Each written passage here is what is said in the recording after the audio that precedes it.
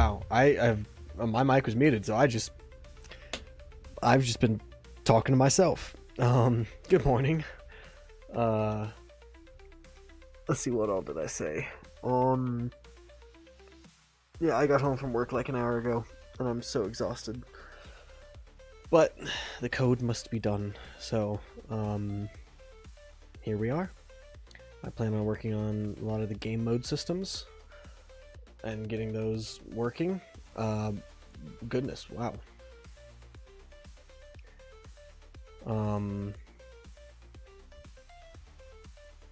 Yo. Yeah, no, my mic was muted. I looked over at Streamlabs and I saw that the microphone thing was not going up, and I was like, huh, that's weird, and looked at my mic and it was muted. But no. Unfortunately, I have to go I do have to go AFK because I have to go to the bathroom. I really should have gone before I streamed, but wait, you can favorite? What the heck is this? Text render actor? Oh, they changed it. Alright. Add to fate. Huh. This is weird. 5.5 has so many new features.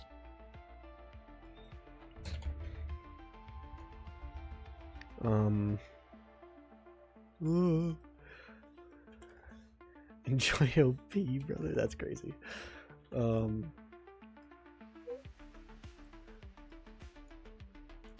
Just stick this on here, and yeah, just that's a good BRB screen, am I right? Goated. Actually, yeah, let's make this more interesting. Stick it inside of here where we got some nice lighting.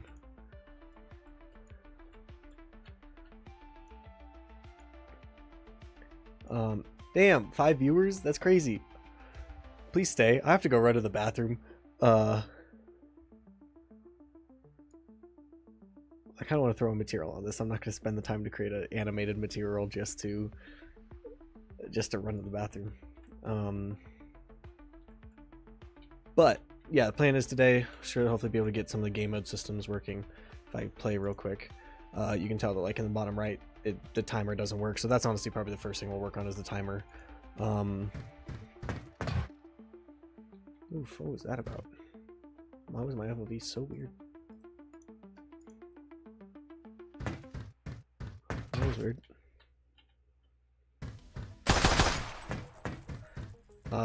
Well, for a reference, I got some new sounds in the game, so as you can see.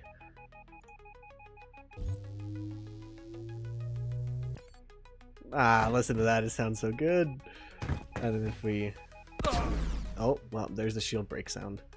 Let me just deal just enough damage to me. Oh boy. There you go. Now it's playing the other sound, and then when it recharges, you'll hear more sounds.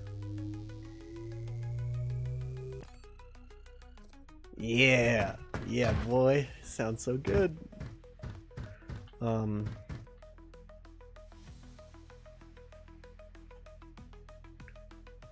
Yeah, we'll leave it like this.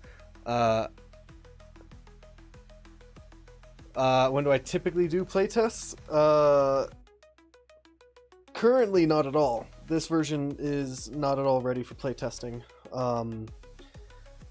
But when this version is ready, which I am estimating 2 to 3 more months, I'm estimating like end of April, May, just because this version, I'm getting a lot of this version finalized, and then I'm polishing this, so this version won't even go into testing until everything in the version is polished. I refuse to host a test session, an official test session, until everything in here is polished and mostly bug free. Honestly, there's very few bugs right now, so I'm already on good track. We've had very few bugs, but yeah, right now there's no tests going on. However, in the next 2 or 3 months, we will start hosting regular test sessions again. We'll probably do them like either probably once every 2 weeks. Especially with the amount of dev streams I'm doing, I'm definitely getting a lot more code done. I'm finding that doing dev streams is helping me stay more consistent with my code, just because I'm streaming it to you guys. So I can't just I can't just stop coding and go watch like a movie or something because I'm streaming. So it helps keep me on track. But speaking of Hoist and Eyes, I've got another opportunity for you. You've seen our player concept, yes? I assume our new one. Would you be down to possibly try modeling that? I don't know what's kind of the highest, or if you have time to even do it. And I don't know what's like the highest poly you can do. But if that's something that you'd be interested in, shoot me a message on Discord and we can chat about it, because I would love to get this boy animated or modeled and start getting him ready for texturing, and I can do the weight painting and the rigging. But yeah, I would love to get him in engine and fully situated. So if that's something you have time for and you would be down, shoot me a message and we can chat more about that. So anyways, I'm going to run to the bathroom real quick. So I am going to turn up the music while I do that, and I will be right back.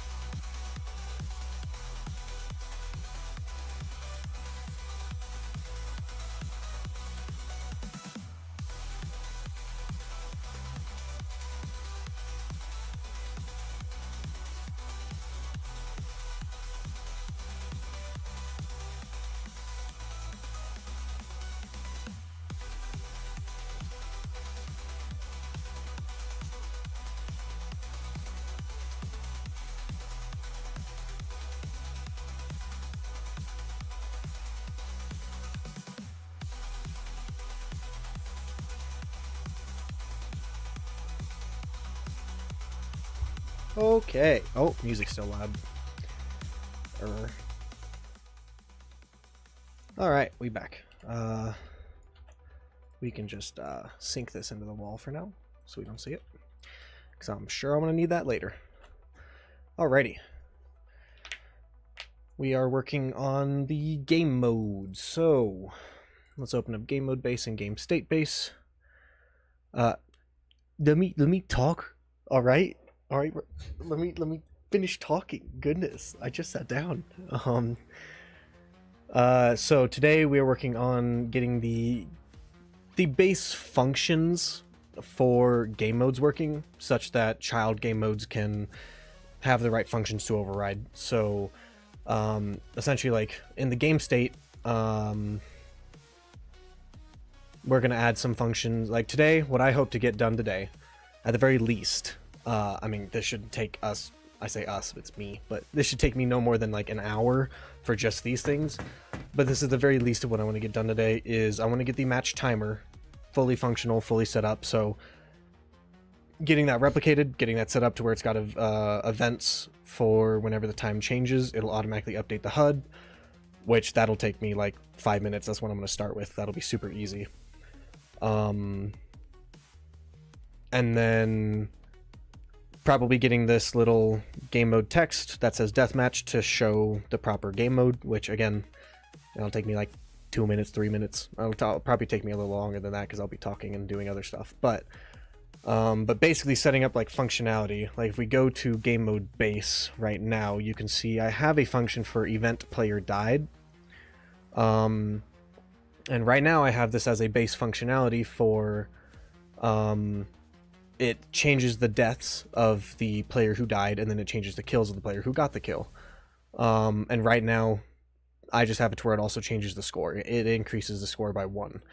In theory, this is something that the deathmatch game mode should do. So essentially, we'll have it to where we can override this function in the deathmatch game mode and just change it to where this will call the parent function of player died, and we can call the base function, which will run all of this code still, and then we can just add it to where, you know, we can do some extra checks saying that as long as they didn't suicide and they didn't kill a teammate, then, you know, they should gain a point.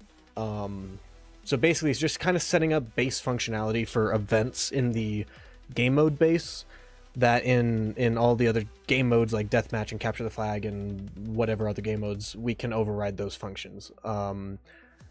That way I can get the game mode system back up to essentially full functionality. For this test session that's upcoming, this vertical slice test session, I'm thinking there's only going to be deathmatch, just free for all.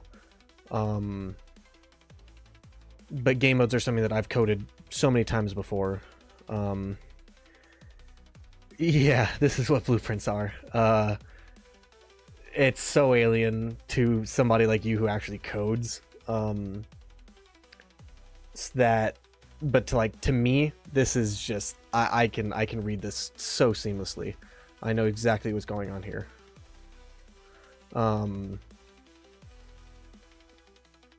So yeah, but that's what today's goal is. So we need to create a variable. We're going to create a structure in the called structure underscore time, I guess, for now. And then we want to add 2 integers for minutes and seconds. I don't think I'm going to do hours. I think I'll just, if the game, it is way easier. Well, I should say, if you've been coding, it is definitely hard to transition over to blueprints.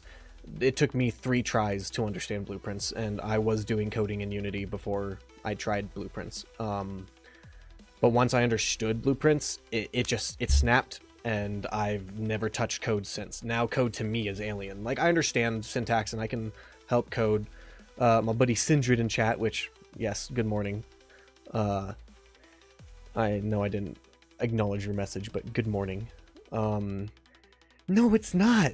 No, it's not. C# is not pretty. It's gross. But like I've slightly helped him on code. It's harder to help him on code, mainly because he's at the point that he doesn't really need help. He's a good coder, but actually, I don't know if you're a good coder, but he knows what he's doing for the most part.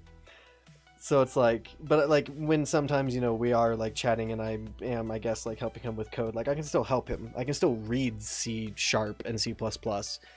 It's just not as intuitive because, like, again, I've shown this to so many people. Like I can open up some random thing. Like if I open up components and we open up like the movement component and I zoom out, I can, even just from this zoomed out graph, mainly because I know where all this code is and what all this code is, I can tell you kind of what all of these are, also just from the colors of the bubbles. Like, it's just once you understand it, it's very easy to understand. Like, it's very easy to just quickly get a grasp of what you're doing. Yeah, I mean, yeah. But for the time, in previous Onyx, I did show hours. I don't know if I want to continue doing that. I think I might just have minutes and seconds. I might have some like auto conversion where if the minutes is greater than 60. Yeah. If you do shader graph, it's kind of similar. The big thing with Unreal is they've got the colored nodes, which honestly make it easier. For a shader graph, like Unreal's shader graph material editor, like if we say grenade, like, yeah, this doesn't have any colored nodes. I mean, it's got red, green, and blue, but those are just red, green, and blue respectively because that's what those colors are. But, you know, like this doesn't have any colors, but like for scripting, like red is a boolean, this light blue is an object, which most of the time are either actors or pawns. This is an integer. The light green is a float, which I don't have any in any of these graphs. But like this is a vector, this is a rotator, this is an enum, this is a class. Like that's what kind of makes it intuitive to read when you zoom out, because I can tell you all of these things here are booleans. I know this is a branch even though I can't read what it is, just because I understand the scripting like that. So yeah, I think for replicating time, I just need to replicate minutes and seconds. Technically I can get away with just replicating seconds and do all of the conversions on my own, but that's a little extra. I don't need to do all that, and that, I mean, that is one way to optimize it, but I'm not that hell-bent on optimizing it crazily. But honestly, it's as easy as doing this, setting this variable to replicated, and then on rep time we do get HUD widget blue, get HUD class, and then we can call, we have to create a new interface event.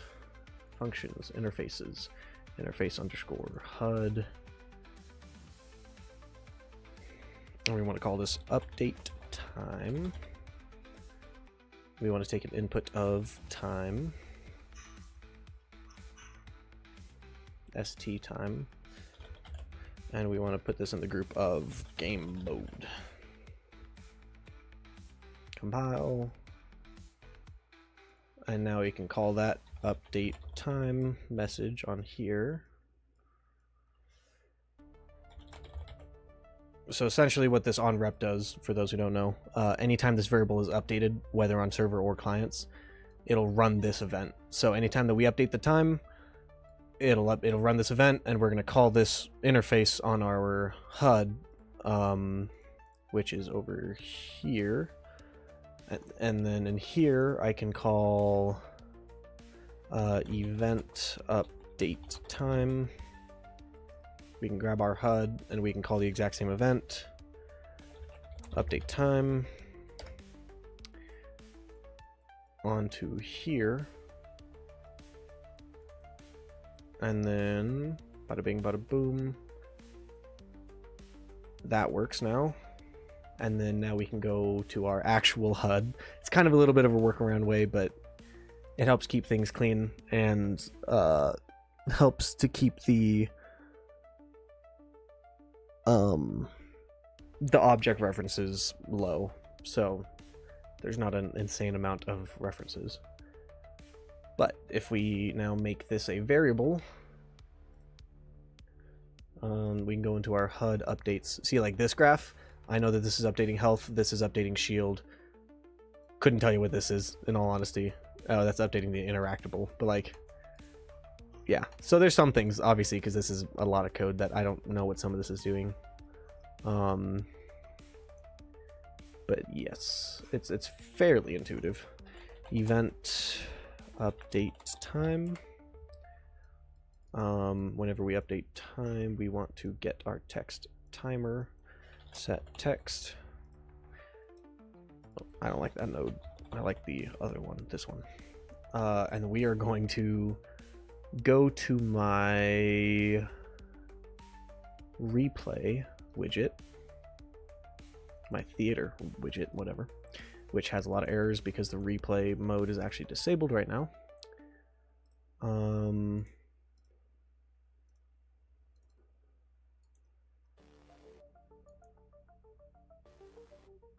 And we can just copy this because this is the code that we need. And I actually should probably convert this to a function for formatting minutes and seconds.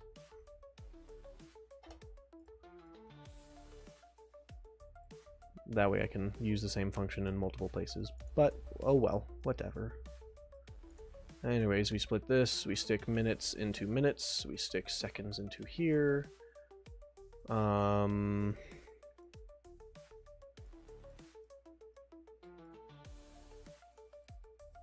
then all we need to do now, just for basic setup to see if this works, is by default we want to set time to 10 minutes.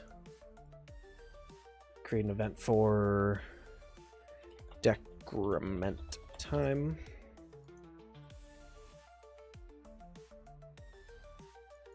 And there's two ways we can do this. Either I can manually create code to decrement this time, or I can make time span, make date time. It's one of those.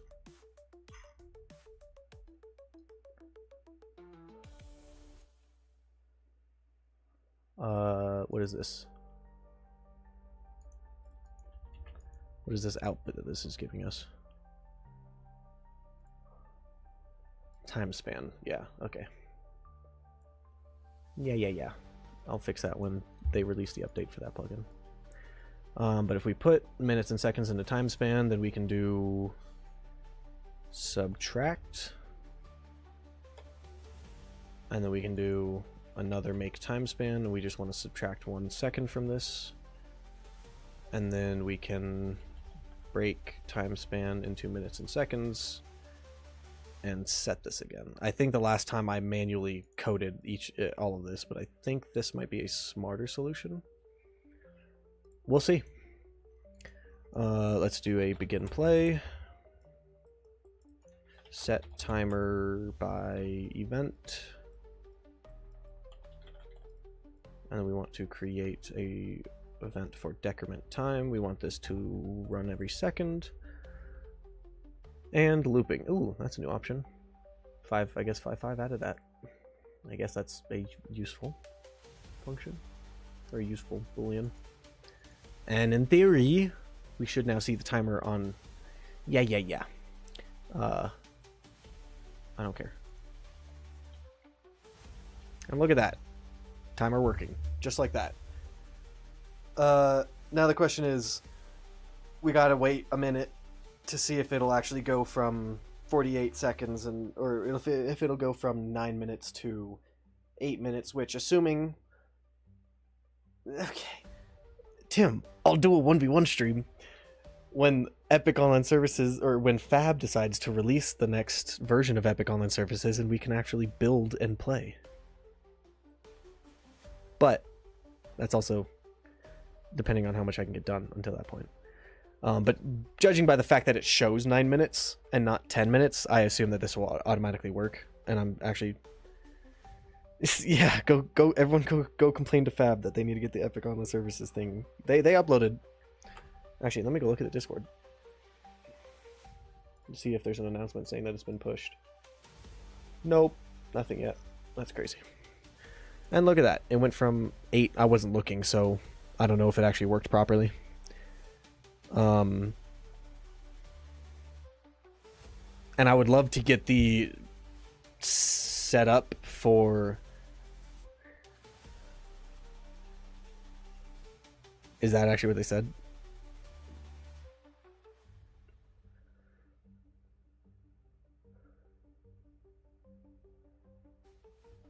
Oh. It would be very funny. I'm gonna watch this again to see if it actually goes from 15 to 0 properly, and if it doesn't skip from like, or if it doesn't do some weird math. 5, 4, 3, 2, 1, 0, and then 7:59. Yeah, see, look how easy that was to set up the timer. Like, that took me what, 5 minutes to set up? And in theory, this is also replicated. So if I play with 2 players, which is going to drop my frames a crap ton.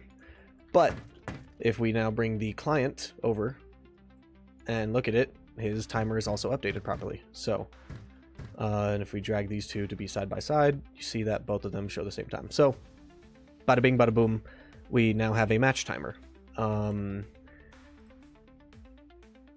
That's crazy. And just for some basic functionality, we can set this up to say, as long as these 2 integers added together are not less than or equal to 0, or if they are less than or equal to 0,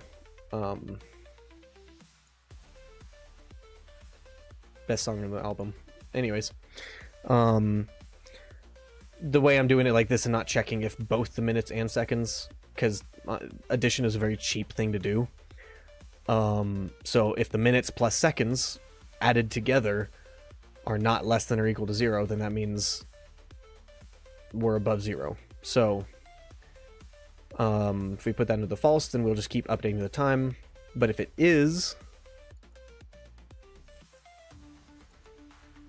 equal to 0 or less than to 0, then that means game is over. And I mean, technically we'd still want to run this even if the game is over, but so actually we'll do a sequence because we just always want to update the time. But if this is, well, I guess we'll update the time first because we always want this to be updated. And then if it isn't, or if it is less than or equal to 0, meaning the game has finished, then we can, I don't have the stuff set up for ending the game. That's also kind of something I want to work on today. I want to kind of pick some of y'all's brains and figure out what y'all think would look better. Anyways, game over, run, game end code. We'll make this red. And actually, clear timer, nope. Set timer by event. If we do create,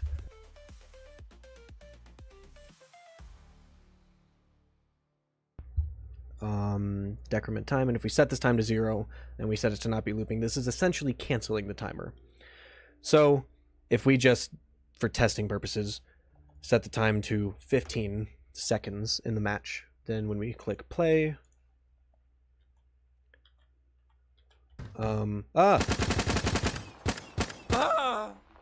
beautiful death sound.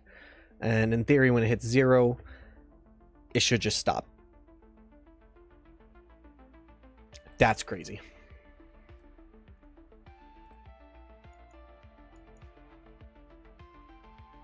Actually, that's interesting. Why did it not? Oh, it's because we're calling it twice. Okay, well, in that case, what we need to do is do this. I forgot. Pure functions, every time pure functions are called, stuff that don't have this white execution node, every time these are called, these run again. So I'll just, because we're setting this variable here, I'll just get that variables thing, and that should fix that bug. So now if it counts down, Get smacked. Ah! Nice. Anyways, now when it counts down, it should hit 0 and it should stop updating. Boom. Look at that. Great. And I could also print a string saying game end, but whatever. That doesn't matter. So I'll just set this back to 10, set this back to 0.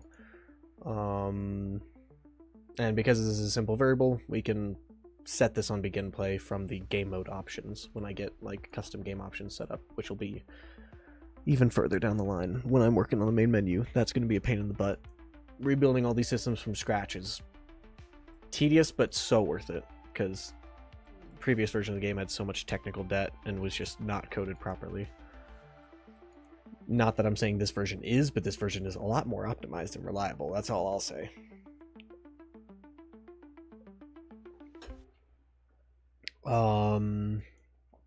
Anyways, boom, timer works. And once we get the endgame code done, which I kind of want to get done today, we should have time for that. Yeah, should work. Perfect.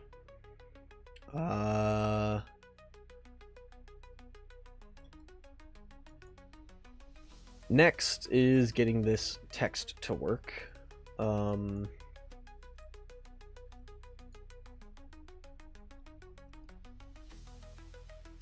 And the issue is I could just like...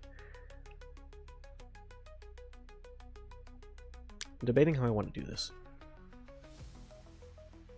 Because in theory, the game mode text on the bottom right, that really should only ever be updated once when you join the game, because that's the only time it's going to change is when the game starts. So I've got to make sure that the system works for both clients that are loading into the game at the beginning of the game and clients that are joining midway through.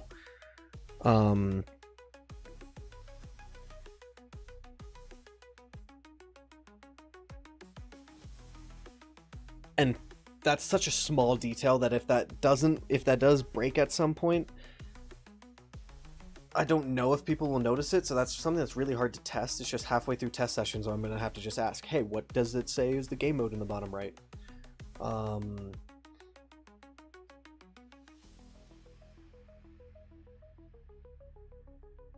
I guess what we can do is on the begin play of the HUD, because it should create a new HUD class at the beginning of every game. So I don't think the HUD class like properly transfers between, or not properly I should say, I don't think the HUD transfers between levels, so I think I can confidently do on my setup function, setup game mode details, I guess. Stick that into my setup graph. I need to clean this up a little. Close all of these tabs that I have open. That's crazy. So if we set up game mode details and we add a new interface for game state, we can do get game mode name. And outputs will have this as name. Bada bing, bada boom. Get game state. Get game mode name. I think we have to expose this. Yep. Bam. Game mode set text. Convert this to a text. And then in our game state, we can now override this called get game mode name and call this death match. HUD Onyx. We need to call this setup on our actual setup HUD. Setup game mode details. And bada bing, bada boom. Cool, says deathmatch in the bottom right, but that's also what I said before. How do we know it works? Because we can change this to say, yes, sir. And look at that, bottom right says, yes, sir. We can change this to say, super wacky custom game mode IDK. That's an S. IDK anymore. And in theory, this should stretch really far out onto the HUD. Yeah. Definitely gonna have to limit. Definitely gonna have to limit the length.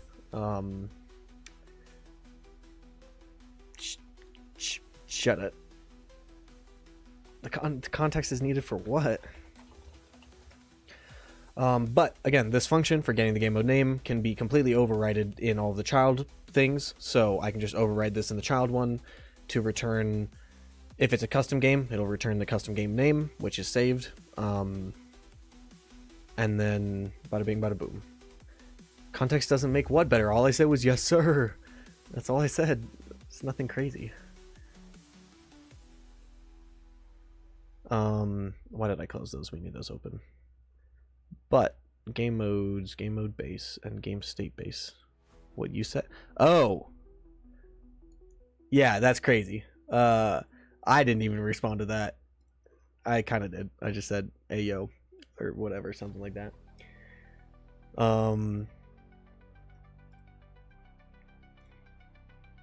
But yeah, bada bing, bada boom. The two things that I told you guys I wanted to get this client out of here. I don't want to play with the client right now. Actually, we should probably make sure the client works.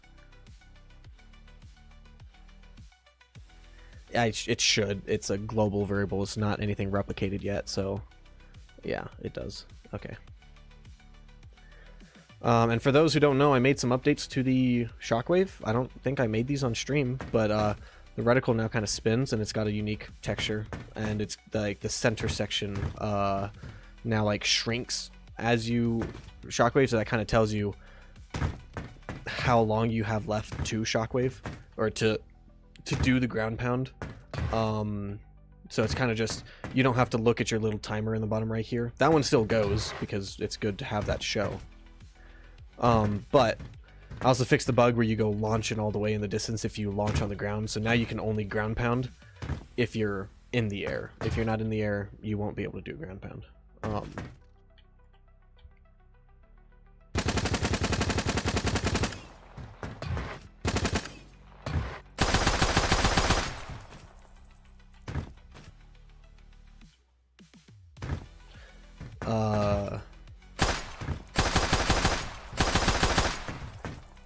But yeah, so, and also, the other day, I got pickup ammo working. Previously, it's just every time you picked up a gun, it would just give you the max ammo in both the reserve ammo and your magazine. But now if I pick this gun up, you see it's got 40, and the gun I just dropped had 36, and then this one has 23. So if I drop this one, you'll see this one has 36, and if I pick this one back up, it's got 23. So I got that very quickly working. That was a very easy fix. I just had to add a few more interfaces to one of my to my pickup and weapon classes and add a new variable. Super easy. So yeah, we've got the timer working and we've got this text working, so that both of those are completely finished. I got like the score working about, I don't know, a couple months ago. So if I kill him, you should see my score in the bottom right go up, and you can kind of see a couple pixels of... Golly, I hate playing with two players. My frame's absolutely flat. But yeah, I don't know if you can kind of see that, but now this like progress bar is slowly filling up.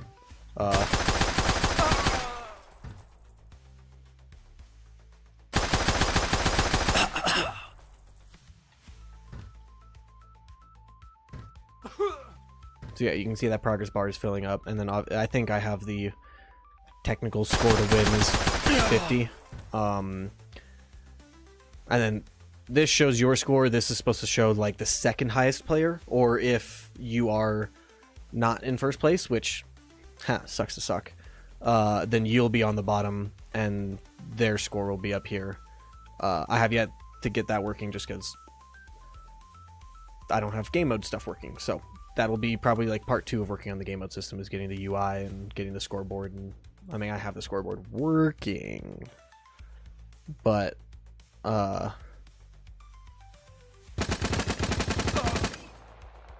yeah, it works and it's nice and optimized, unlike the last version. Last version was terrible. Everything was running on tick. It was horrible. Why I ever thought that I knew how to code back then is, I mean, I was learning, so whatever. And in theory, this tick for decrementing the timer, this is something that would get called when the game starts. So in theory, there should be a countdown where nobody can move, nobody can do anything until the game says, hey, we're in progress, you're allowed to move. Do I have a video of that? I think one of the gameplay videos is full start to finish, a full gameplay loop. Oh, what's this? What's this? Observation Studio. Look at all this music. That's crazy. This one or this one, either one of these should be. Yeah, you see, I've got the little game mode text. It tells you what game mode it is. This one kind of starts halfway through the beginning of it. This one, here we go. So you see, it'll show the game mode. Boom, pans up. Boom, shows the description, and then shows the timer. I kind of want to get this all working today, because I think that, you know, that's a pretty like important part of the game mode loop, is just the pregame. I would call this the pregame or like match startup. I guess pregame is waiting for everyone to load in. So you have pregame, which is this camera right here where you kind of just see the map. This is pregame. This is match startup. And then once this timer finishes, then you're in match. And then that's when this timer would start ticking down. Goodness, the difference between the old HUD and the new HUD is crazy.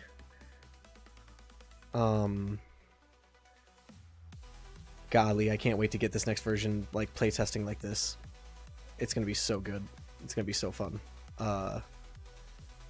This version I was playing with terrible aim assist on the controller because I was trying to make the gameplay smoother, but it just did not work. And then, yeah, when you get to the end of the match, which you can see red team absolutely killed. Actually, this was a close game. I didn't realize. It was a very close game, despite not being properly lag compensated.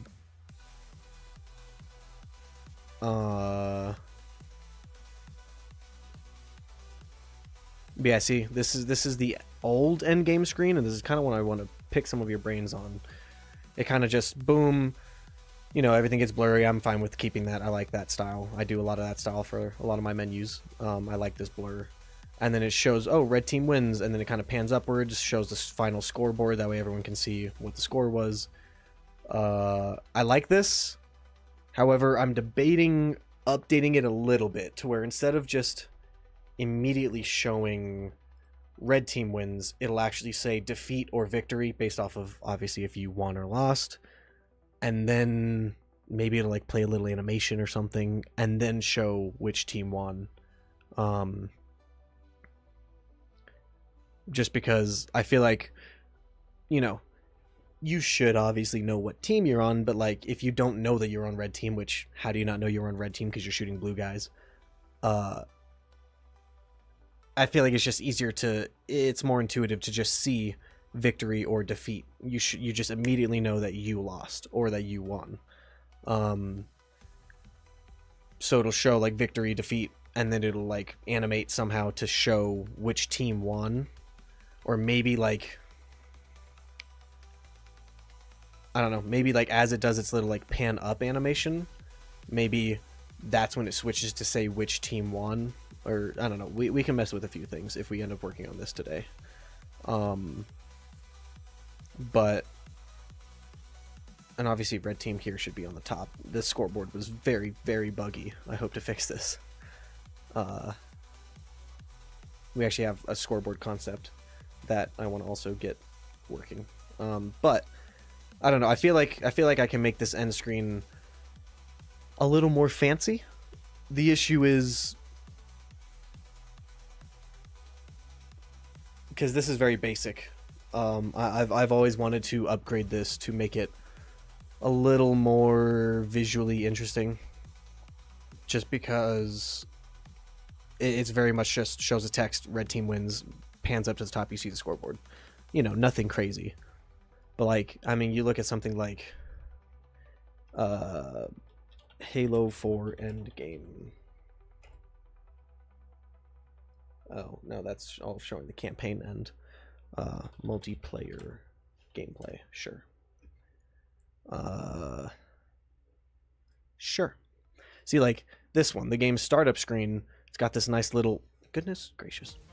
It's got this, you know, decently arted start game screen with the timer, kind of like, you know... Mine shows the game mode description just because I like that. That way everyone, if they're in the beginning of the game, understands what the game mode is and what the objective is. If you don't read that, that's on you. Sorry, not sorry. You didn't read it. And you can always hold the scoreboard button and see the game mode name and description. So if you're confused, you just open up the scoreboard and it'll tell you what to do. But it's like, you know, that's still like an arted begin game screen. And it's nicely animated. I kind of wanted the same thing. Same thing here, where oh, he's looking at the scoreboard. Boom, you see, you know, you see this victory screen. Like, this kind of has like an arted thing, like it's got some animation to it. Like I'm debating if I can do something like that. I'm not an art person, so I don't know exactly what I would do for that, but I would, you know, that's more interesting to see than just red team wins. Like, and I think same thing here. Pink team wins. Yeah, see, like, this was such a rigged game.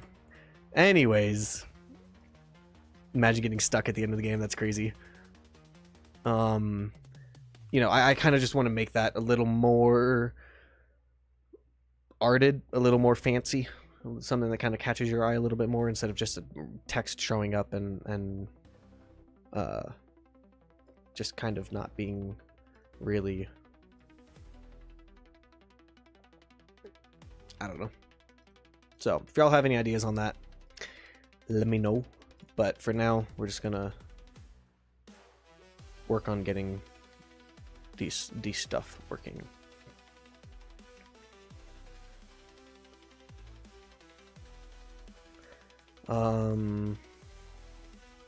But in terms of game modes, I guess we should, yeah, that is the next step for the game mode system, is getting the match state variable. So match state, if I can spell, gosh darn it. Why does Unreal automatically have a variable called match state? Show inherited variables. This is a type name? Ugh. Gross.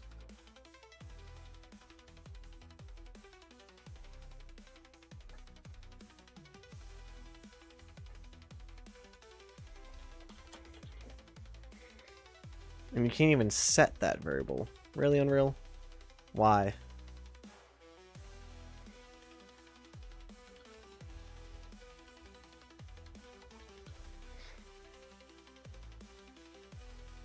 See, Unreal has all of these functions built in for like match stuff, but I don't use any of that. And I think that's all done inside of the game mode base. Match state.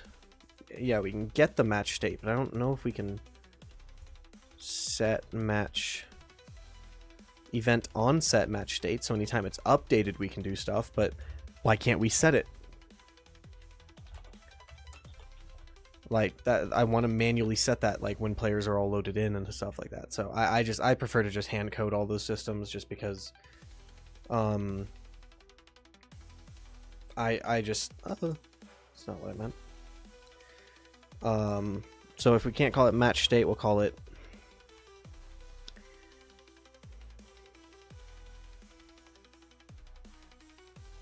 I don't know what we can call it instead of match state. Match state is what I want to call it.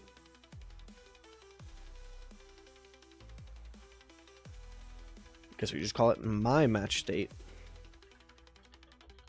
Quickly hit enter before autosave decides it wants to save it. And then we can go to data, game mode, create a enum called match state. So we have pre-match, match startup, in progress, and then we have post match.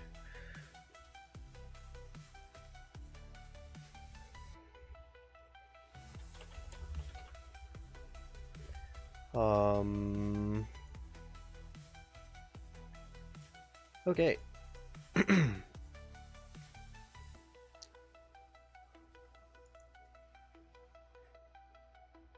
And then that means we're gonna have to update this post login thing, because this is when a player actually connects. So essentially we only want to start the game once all players have connected. Get player array. Oh, we have to get game state first.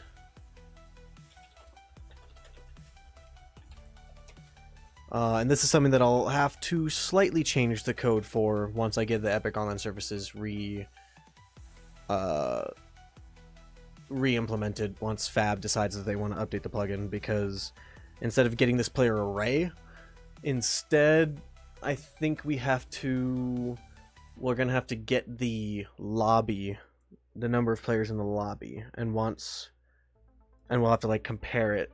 So once all players that are connected to the lobby are officially logged in to this session, then we can start the game. So this is kind of a temporary solution until I can get that working. But until I can get that working, this is what we're going to have to do.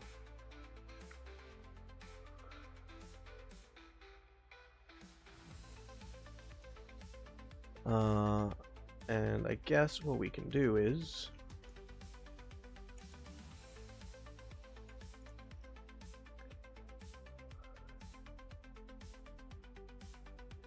I guess we can promote this to a variable called waiting for players. And then when the player logs in, we can get this waiting for players, find, or I guess we do contains.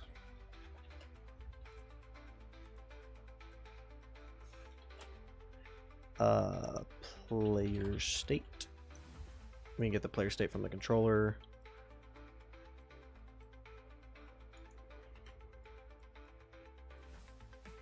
And then if that is in the waiting, then we can remove them. And if we remove them, goodness gracious,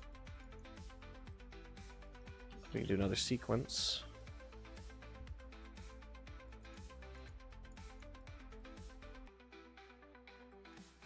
This code is going to get messy real fast. And then once we remove them, or if they're not in there, then we're not removing them. So we just still do this check, but we can get this waiting for players. And if this length is less than or equal to 0, meaning it's empty, means we're not waiting for any more players, then we can start the match. So let's go ahead and let's just do a print string.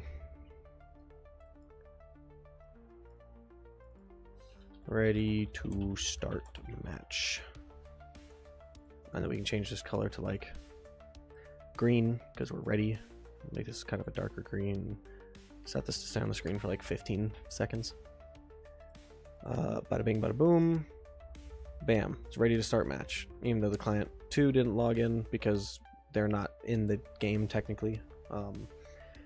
But this should work for now.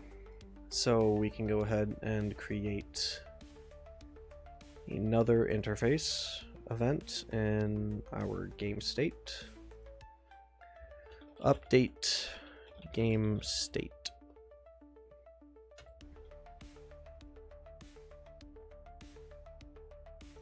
And I guess we should also, or not name,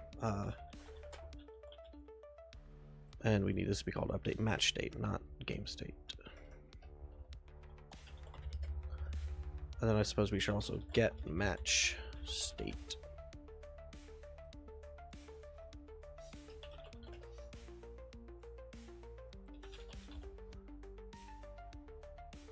And then in here we can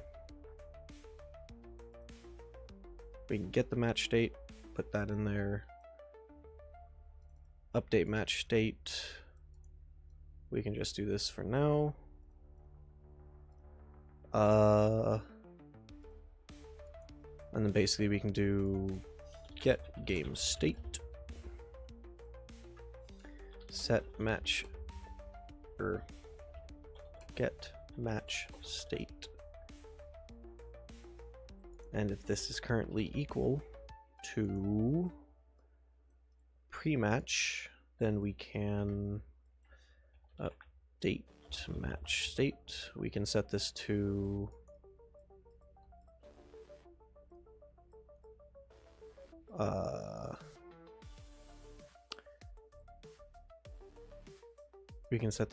match startup.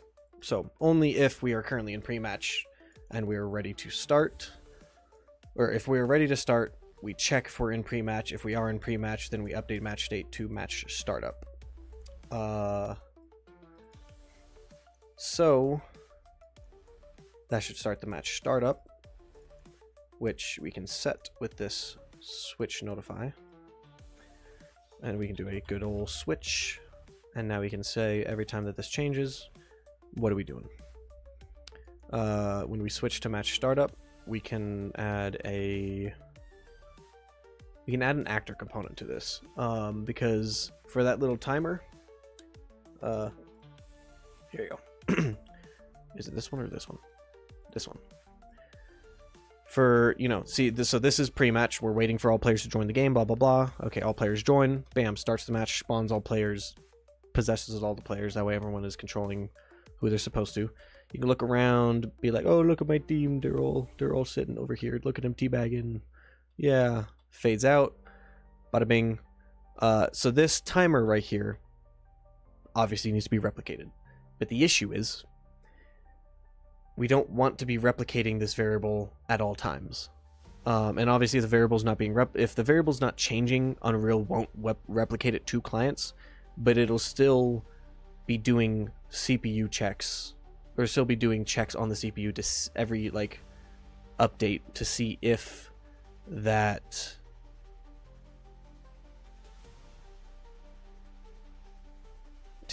that variable needs to be replicated. So it's still doing calculations. So what we can do, which is something I've been doing a lot in this project, is we can create a component called blueprint class actor component. We can call this AC underscore match countdown, and we can have this variable inside of match countdown, and essentially all this component will replicate is the countdown timer, and I think it's 7 seconds by default, because you have 2 seconds to show the game mode text and then 5 seconds for the actual countdown.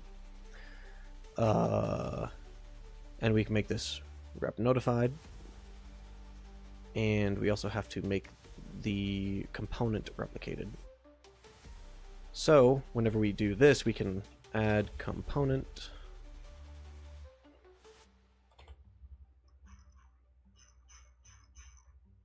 by class, and we can call this AC match countdown, and then basically we can do the same thing we did for the other timer. Very simple. Set timer by event, and because this is just a small node, we can just do it in this graph. It doesn't need to be anything fancy. Decrement timer, Yes, we want it to loop. We want this to run once a second. And then we want to do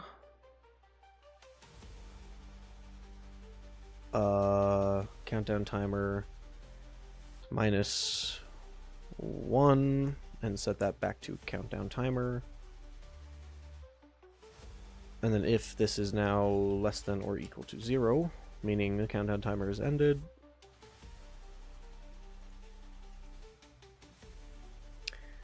yes, you are hearing Digital Nightmare.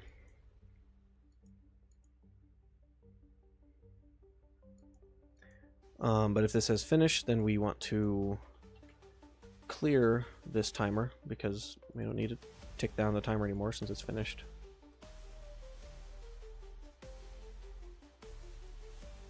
Nice. And then just for some networking stability, we'll just wait 1 second, get our owner, destroy component, which is not going to let us do that by default. Oh, yeah. And then, yeah, we'll just destroy this component. And we should add a has authority, which we should also probably go add to the game state base, so that only the server is the one doing the timer.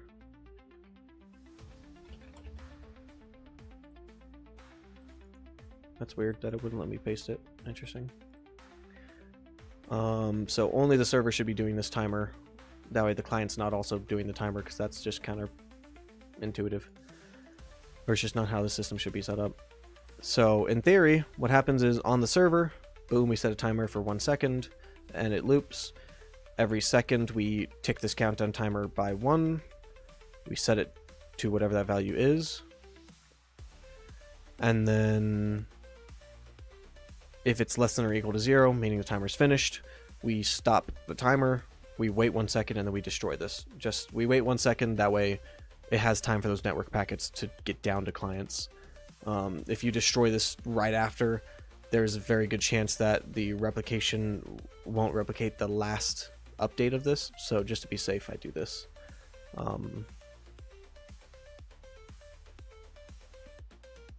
So now whenever it gets set to match countdown, it'll automatically add this to here, or match startup. I guess I could call that match countdown and call whatever, doesn't matter. And then just before we make the UI for it, we will just print out the timer. Print string countdown timer. And we can leave this on the screen for 1 second. Give this a good old pink color. Speaking of color, I'm gonna go change my crystal color soon. So somebody in the chat give me a color to change it to. That's not blue, because right now it's blue.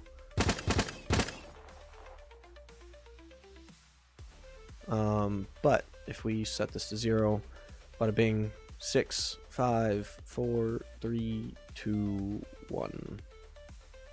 Purple, copy that. If we go to the main menu, look at this amazing main menu. Look at this beautiful main menu.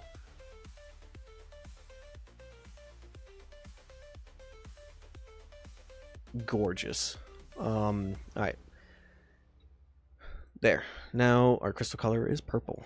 It's kind of more pink, but it's fine. It works. No, it doesn't. I'm gonna go change it. I'm not gonna do my boy van like that.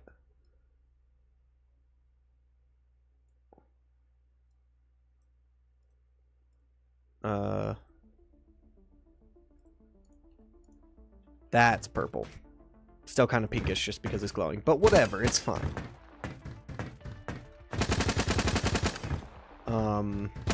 We'll change it to orange in like an hour or two.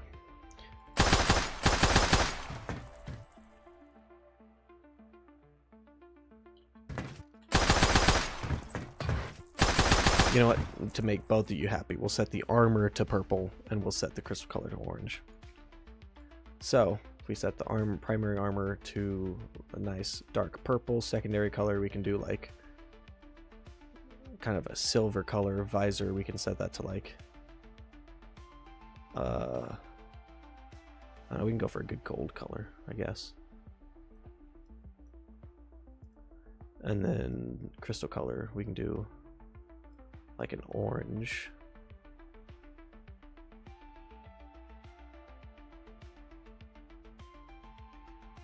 Yes, sir. Well, in Onyx, guess what? You don't have to worry about getting any kind of specific armor color. You can just customize it exactly how you want with a color picker. Because I'm cool like, ugh. That's yellow, not orange. I guess I gotta go more into the red in order to get that orange color.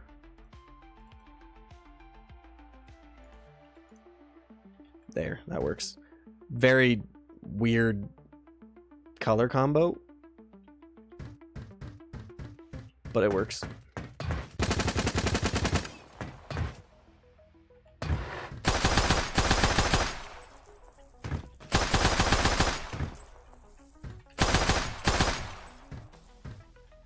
And watch this. This is crazy. Materials, UI, HUD. Look at this. Ready? Drag this off onto the side of my screen. And if we go here, we can change this to look at this. Look at the HUD. Crazy. You can customize the HUD colors. So if we, we can set the HUD to purple if you wanted.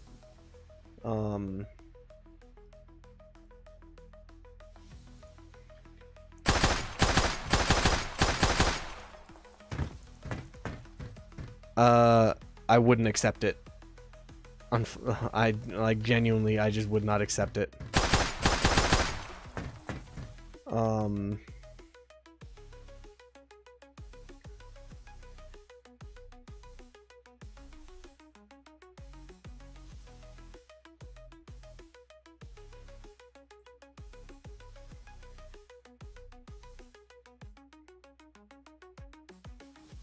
You can set it to be blue.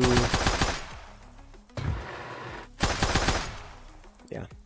Cool stuff, cool stuff. That's all stuff that you can customize in the settings. For now, we're going to stick with good old blue HUD, because that's what I like. Hey, thank you, Mr. Lonely. Yeah. This version is going to be the best version of Onyx by far, and the last version. Oh, for sure. Halo is digging themselves a grave, which is why I think Onyx has a very good chance of doing really well. Because Halo's just... every iteration of Halo is just not good. And Onyx isn't supposed to be Halo. It's very much not Halo. Like, at surface level, sure. It does very much seem like Halo because it is very heavily inspired by Halo. But once you actually start playing it and you look at all the abilities and the movement and whatnot, and just the way that the game plays, it doesn't, in my opinion, it does not play like Halo. I might be a little biased, but it honestly feels better than Halo. But that's probably just me being biased.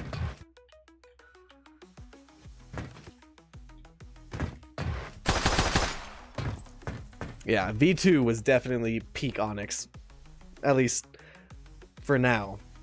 V3 is gonna be absolutely peak Onyx, and that's gonna be the version that releases, hopefully. But anyways, yeah, if we get back into this, you can see this timer up here. 4, 3, 2, 1. So boom, our match timer is counting down.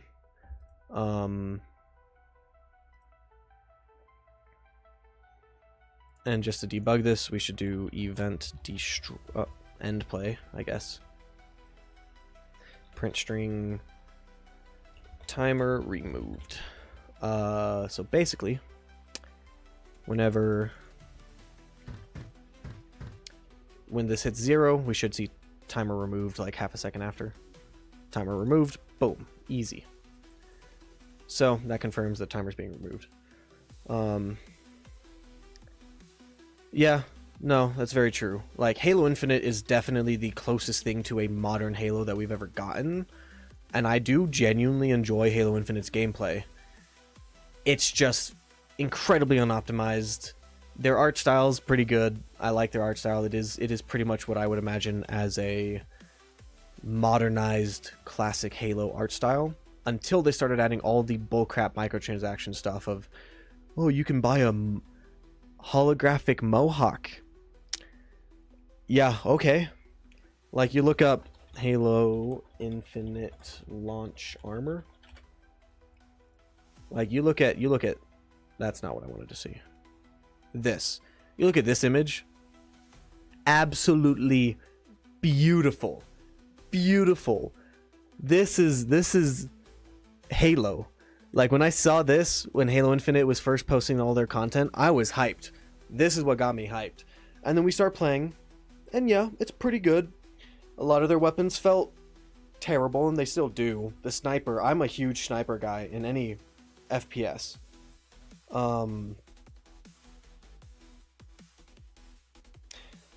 Yeah, the biggest issue with Halo Infinite was just how little released with it, because even though it was six years between Halo 5 and Halo Infinite, they were only working on what Halo Infinite currently is. They were only working on that for 2 years because they went through so many iterations of different games.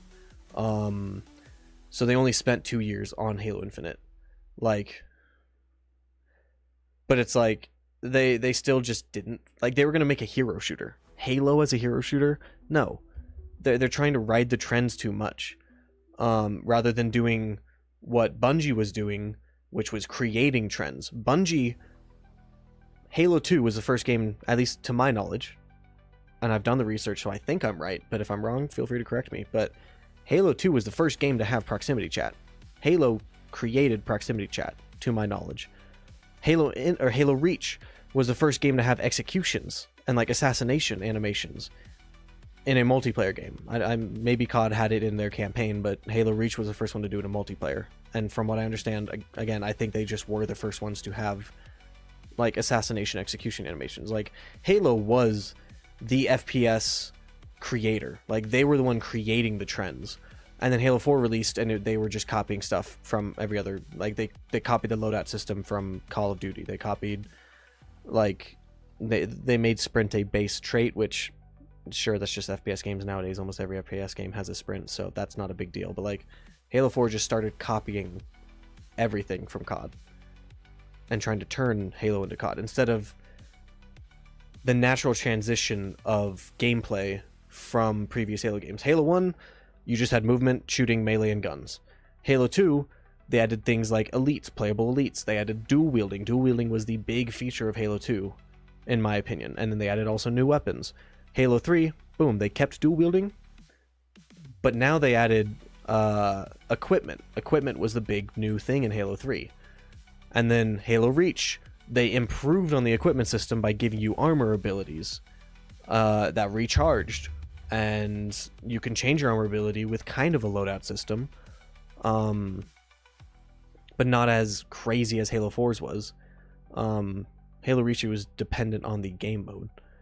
And so, like, to me, that's a natural progression. You go from just gunplay, weapons, and grenades, and melee, to dual wielding, but still kind of just the base same system of gameplay. Then you go to Halo 3, which has the base same system, but now you've got equipment, and then Halo Reach, you've now got armor abilities. And then Halo 5 actually was the most unique, in my opinion, 343 gameplay, just because they added the thruster pack, they added all this advanced movement. Halo 5's multiplayer is super fun. I love Halo 5's multiplayer. Sure, it doesn't really feel like Halo, but it also doesn't look like Halo either, and that's why it's, in my opinion, just not Halo. I think if Halo 5 had Halo Infinite's art style, it would be one of the, like, better Halo games. It wouldn't have gotten so much hate.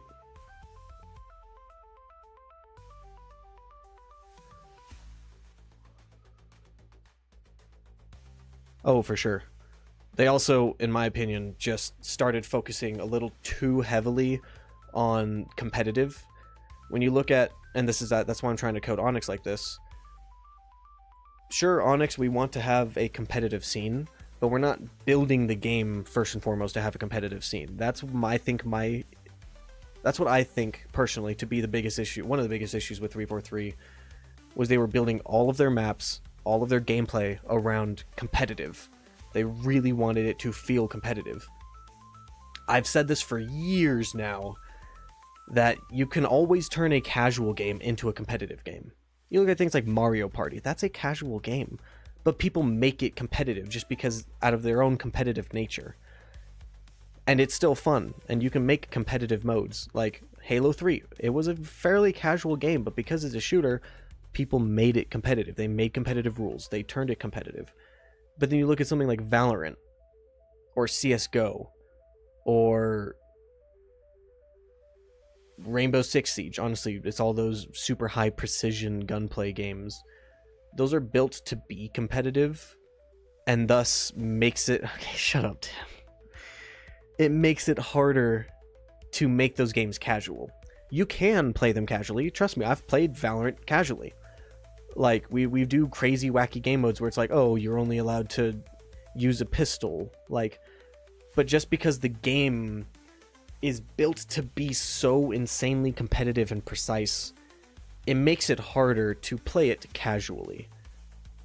Because you have to be so insanely precise with those kind of games. So, I'm trying to build Onyx first and foremost to be casual, but it definitely has a skill ceiling and thus can be competitive. Yeah, I'm sorry to myself too. And the issue is I always open it every like 2 or 3 months to play the updates. And I just, every time I play it, I just realize why I hate it so much.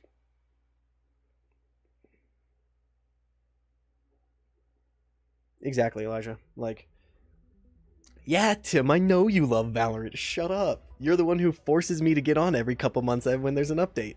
It's your fault that I play it. But yeah, no, I think games have focused a bit too much on competitiveness. And that's why also all of our maps, I can't show you, but like this one, Speedway.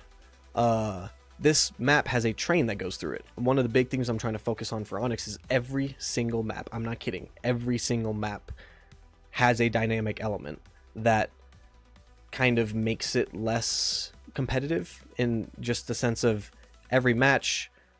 Like, I don't know when the train goes by here on this one. There's no sounds or... Oh, here it is. You can see the train here. Yeah. So when I spawn up here, you'll see the train going through the map. Boom, goes through. You see a few people get killed by it. But like that's a fun little dynamic element of Speedway, is the train goes through and it'll smash people, and we're gonna build on that in this next version. I think I need to talk to my level designer, but I need to talk to Coma. But I'm thinking we'll have it to where it'll either randomly go through the train tracks and just like speed through because it's going to its next stop, or it'll actually stop and like the doors will open and you'll actually be able to go through the train, and you'll be able to stand on top of the train. So it'll actually change the way the map layout is, because now the train is causing different lanes to open up. Now, like if I can find some gameplay of when I'm at the top, probably like right here. Nope, that's at the base. Yeah, see, like you hit these launch pads and like I thrustered to get up here, but like this is the top of the train. So when the train is stopped at the station, if you will, the train will be in this little track. So you can, in theory, walk on top of the train and get to the other side. That's not something you can normally do. You can use these bounce pads to get from side to side, but you've never been able to just walk across. So like having the train stop at the station will change the layout. You won't be able to jump through these little openings anymore. You'll be able to have to walk. You'll have to like walk through the middle, and you can walk across the top. So like stuff like that, in my opinion, is stuff that I really want to focus on, is adding dynamic elements that randomly activate.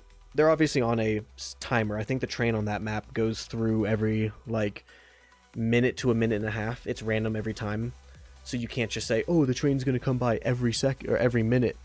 No, it's random. Every time that the train goes through, it randomizes the next time that it'll go through. Exactly. Elijah. And honestly, everyone that I can remember, maybe I just don't remember the bad comments of Onyx, but from what I remember, every single person had a fun time playing Onyx, even despite the game-breaking bugs. Maybe the people who didn't like it just didn't voice their opinion, and if they did, maybe I just didn't remember it because I didn't want to remember it. But to me, all I can remember is the people saying how good it was. Again, maybe I just don't remember it because I'm biased. But yeah, like Onyx is a very fun game first and foremost, and we also just had custom games. We had so many like testers that would create custom games that were just super fun.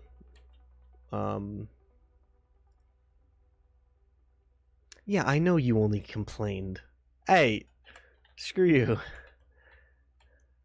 Yeah, I know you did. Otherwise, you wouldn't be begging me for an update so we can 1v1. Anyways, we need to stop the player from spawning. That's step number 1. Is I think that's in data. I think I have that code in the player state.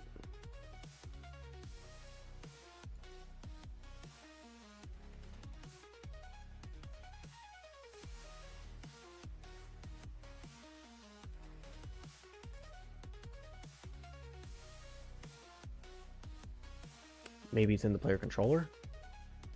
I don't remember where I put this code.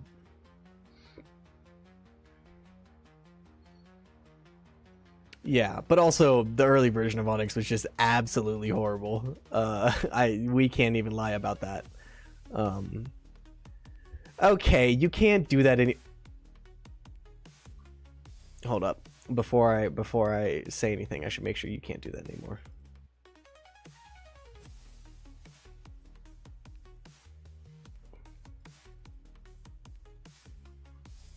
Let me set myself to spawn with the thruster pack. Oh, I closed that. I did not mean to close that.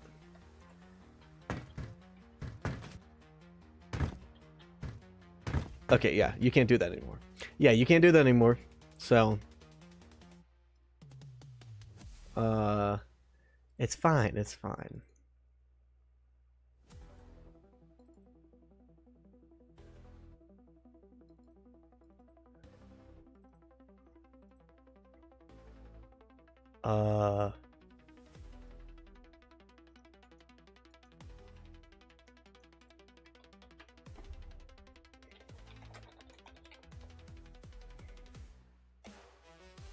Yeah, that is true. I mean, you want to look back on some old videos. I mean, you go back to this version, which I actually think you're in, Elijah. You go back to this gameplay. And like this version was just no lag compensation. It was, I don't understand how you guys got kills, because looking back at this, there's no reason you should. I think that's you. Yeah, yep, that was you. Get wrecked. You suck. I don't understand how y'all got kills with guns other than explosives. Like,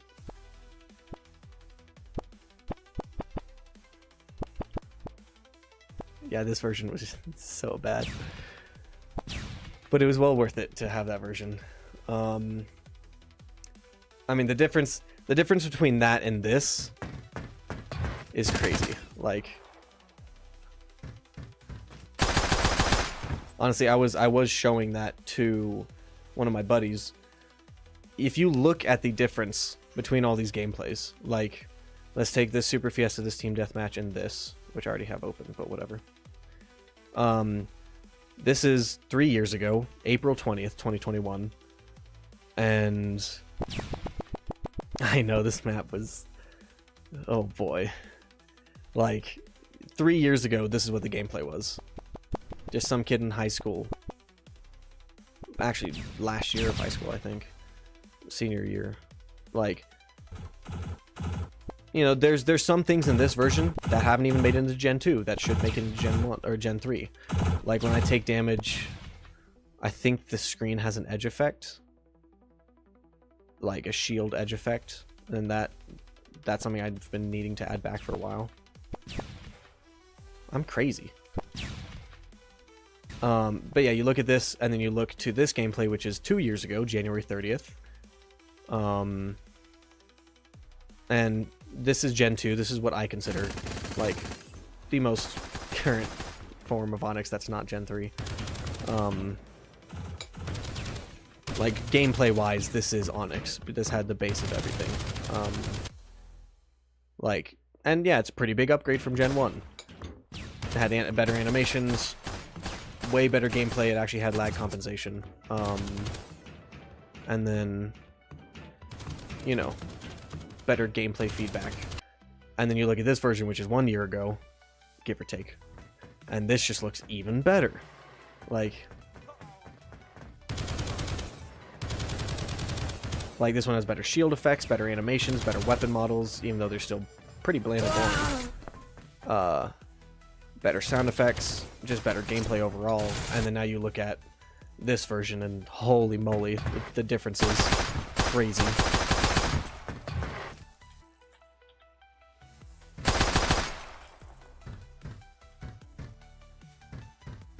Oh my, I'm insane. Mom, I'm insane. But like, also my sound designer, you know, like he's giving us these new sounds for all this stuff. Okay, well, don't worry about the death sounds. Don't worry about that.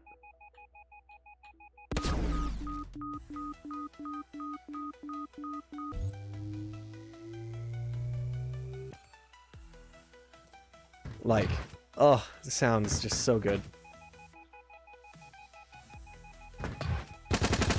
Oh, I'll definitely get my level designer to build that map in our creative mode, to bring back, what was that map called? Brigade. Bring back Brigade, just to have those of us that, yeah, that played it, we can, play it in the creative mode. I wouldn't put that in the game as an official map, obviously, but that's something we could build in the creative mode in probably like an hour or two. It wouldn't take us long at all. Especially with all the new creative mode stuff that I've got.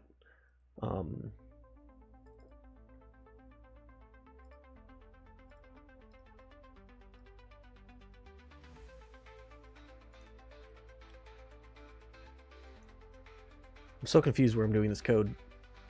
Am I using restart player?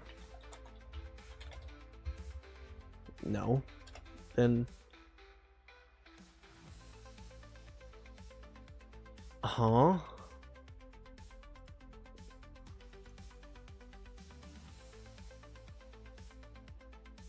Yeah, honestly, we can make it completely out of the, out of cubes, and it'll still work. We can just stick a simple blockout texture on it. Ah, I'm doing it in here. Okay, doing it. Boom. Oh, I am calling respawn player. In here we can set a get game state. Honestly, playing that map with all the new abilities would be crazy. That'd be like an insane throwback. Just seeing how the gameplay has changed, just like all the new abilities and equipment and just smoothness of it all.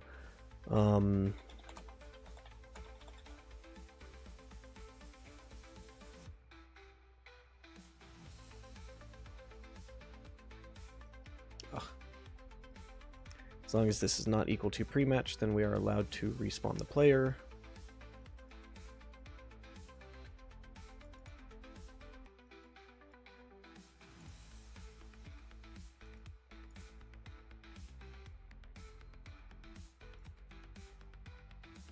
So in theory, we shouldn't be able to spawn. It still spawned us. That's crazy. Oh, yeah, that makes sense. Well, if I don't run this code, it should. Dude, that would be sick. And if I can get it on PlayStation and Xbox like I'm freaking planning, once this polished vision, goodness, I'm tired. Where's my coffee? There it is. Coffee before I go to bed is crazy. Once I finish this polished version, I will be resending it to Xbox and figuring out how to send it to PlayStation. I've never even looked into PlayStation. Because in theory, with Epic Online Services, once this stuff gets fixed with Fab, I can have crossplay. So yeah, we can get on Xbox and PlayStation, get all of us that used to play back in high school, and get all of us in a private match and just go crazy.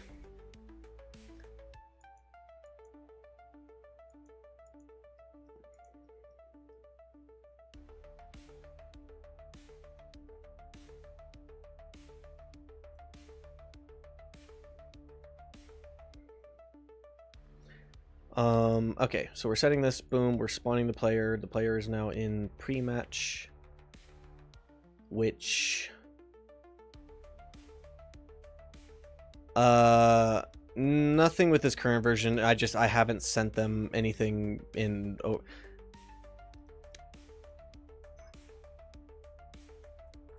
this is the version I sent them, so it's understandable that they were like, nah, we don't want this on Xbox because this does not look like a polished game, because it's not. However, sending them this version should be hopefully more indication that... Ugh, what happened to the animation? When I shoot, the magazine goes down into the gun. What the... UE5, 5.5 broke a lot of stuff. Goodness, does it also break it on the pistol? No, the pistol's fine. Interesting. Well, that's gonna have to be re-exported. That'll be next week. Next week starts the long, arduous journey of animating. That's gonna be the huge thing for this polished version, is animating. I mean, yeah. But yeah, hopefully they accept it after this.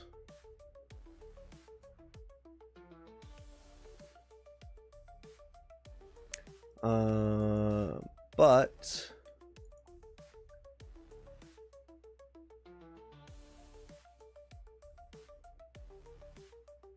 yeah. Anyways, after this all works, we need to set this 2-match startup, and then we need to call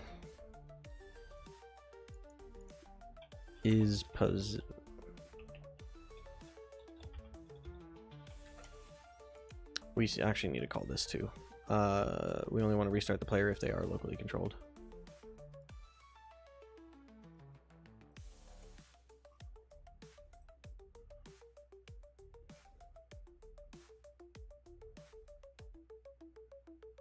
John, what is that? Also, it's JOHN, but whatever. Animation is not fun because I am not an animator. I make do. Like, honestly, I was telling this to one of my buddies. The breathing animations and all this, like how I do the aim offsets, and like you can see the gun moving on screen when I look around. And like walking. I think that these are fine enough to release with. Honestly, like I'm not going for a crazy hyper polished animations. But things like the sprinting, they always have room to be better. I really don't like this sprintal. Goodness gracious. I need to go to bed. But I need to code first. This pistol sprint animation, I'm not a fan of. I want to reanimate this. Things like this, the reloads. I spent 10 minutes on that reload. I really did not spend much time at all. Same thing with this. That's why it's kind of weird that you just kind of... Dunk! And like... Yeah, I don't care much to learn the principles for animation though, because I'm not an animator. I don't care to be. So the plan is that somebody else may come along to help with animation. If that never happens, I'll just have to get good with it. But and third-person animation, there's actually a program that can help me with that, but I have to learn that.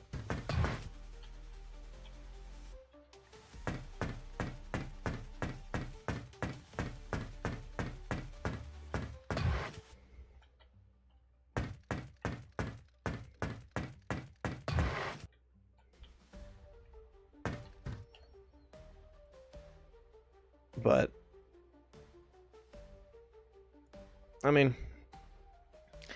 I don't know, I get by with the animations. I don't need them to be anything crazy, especially for this version where the gameplay is going to be Gen 3 in the sense of it should be polished, it should feel good. Honestly, there should be very few bugs, if any. Art-wise, everything art-wise is still Gen 2, but the way I'm making it is such that once we get the Gen 3 assets, like this beautiful boy, that I will be talking to, Hoist and Eyes, who was in chat earlier. He's the one who modeled this low poly version that I asked him to, and he absolutely blew this one. So I'll be asking him to model this one. We'll talk to him and see if he can't model this, and I'll also talk to the concept artist about concepting another suit. That way we can start getting things like customization working, because that'll be sick. Start getting a lot of those base systems just fully functional, fully working.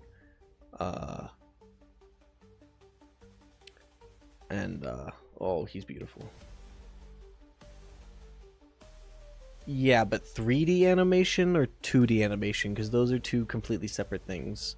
3D animation is incredibly hard to do, and also animating first person versus animating third person are also two completely separate things.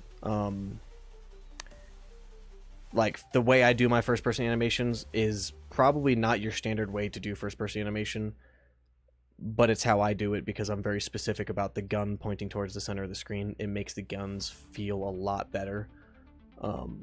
It's a huge thing that I do that I notice a lot of other games do. I've explained it to so many people, so I'm not going to explain it here. But I have a very specific first person animation setup. I'm just not good about it's those specialized animations like sprinting and reloading. All the other animations I'm fine with, the walking and breathing and looking around, I'm fine with those. I'm fine with those being super simple, but it's the specialized things like sprinting, shooting, I'm pretty good at. But sprinting, sliding, or not saying reloading, equips are honestly pretty easy. Anything that actually requires like the hands to move and do certain things, that's what I'm not good at, but whatever.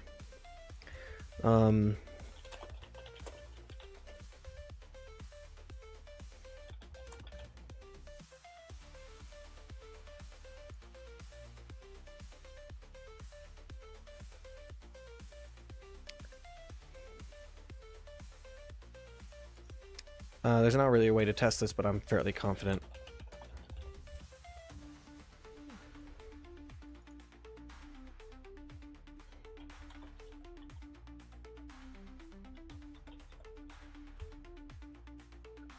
Actually, first-person animations are easier than third-person. Because third-person, you have to worry about the full player mesh. First-person is just arms. So first-person is actually easier. And especially with the way I have my animation set up, I use inverse kinematics to do 90% of the work. So the majority of animations are actually easier. The harder part about first-person is the perspective and keeping things in the camera and making it feel good in first person, but I've also kind of gotten that part down. Third person, because you have to deal with the entire legs and arms and body and head, you have to make sure the entire thing feels good as a whole. So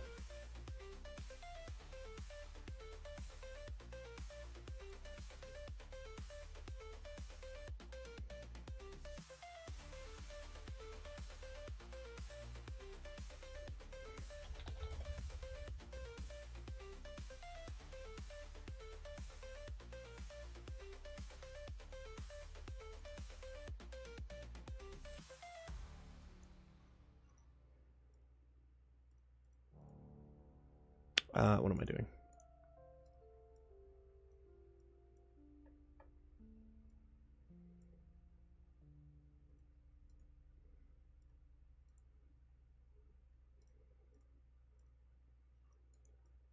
Okay, so in theory, if this pawn is not valid, which it should be because it's not the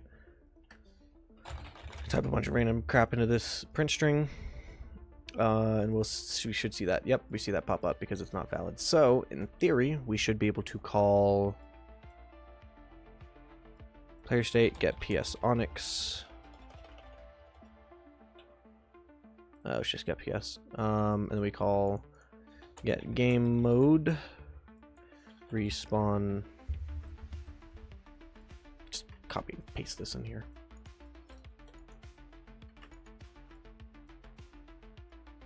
And we put that in there. Bada bing, bada boom. So in theory, when I click play, it should just automatically spawn me. Yep. Uh-huh. So clearly, I have to add the timer into the game mode. It shouldn't start the game unless we've already been in pre-match for about 2 minutes. 2 seconds. What am I saying? 2 seconds.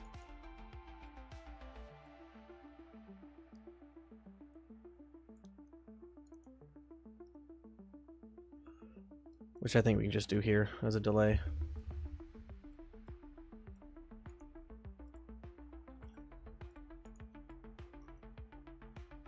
Should work for now.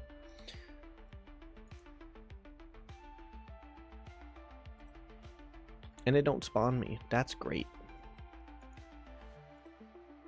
Why?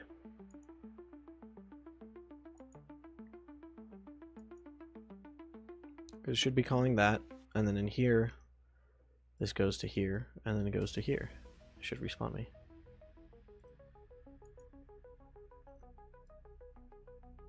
What if we just set this delay to like 0.5? Yeah, that worked.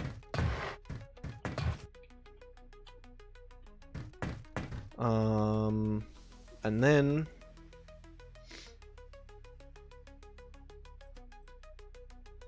oof.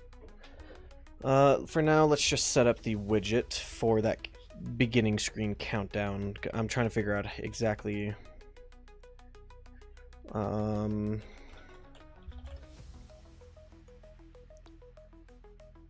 exactly how I want to, when I want to put this on the screen, because with multiplayer it gets difficult.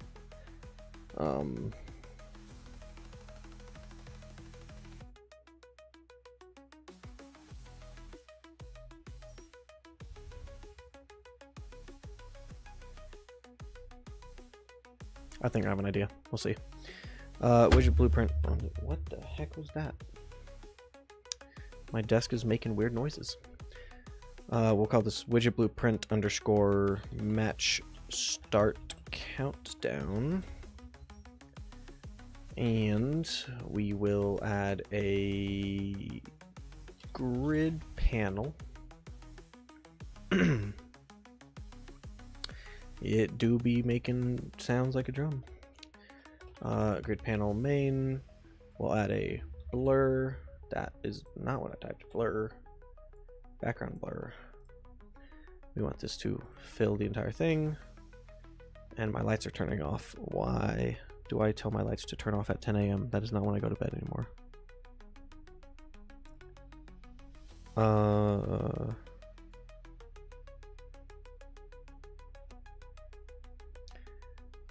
Let's instead replace this. Ah, that's fine.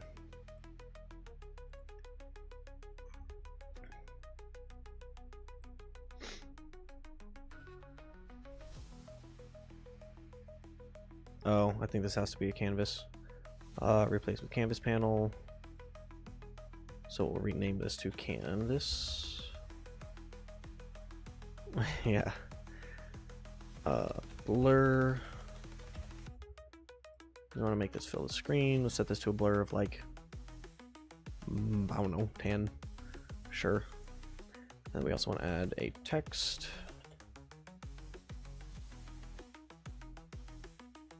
This text we want to be centered, size to content. We'll set this to like 5. We'll set the font size to, I don't know, like 150. Oof. 250. 350. 450. Sure. We ain't gonna do anything fancy with this. We're just going to do it here. On begin play.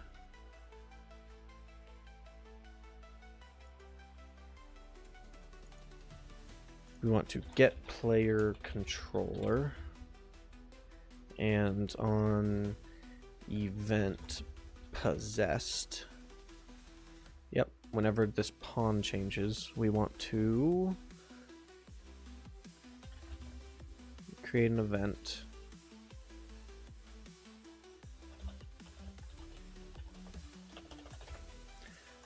I think this is the better way to do it.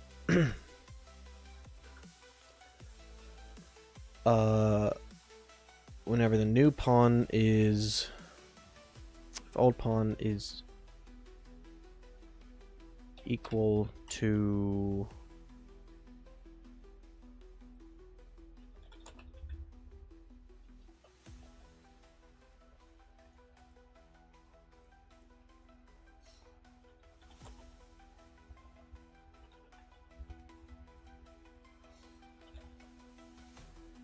I think this is the better way to do stuff. As long as this is equal to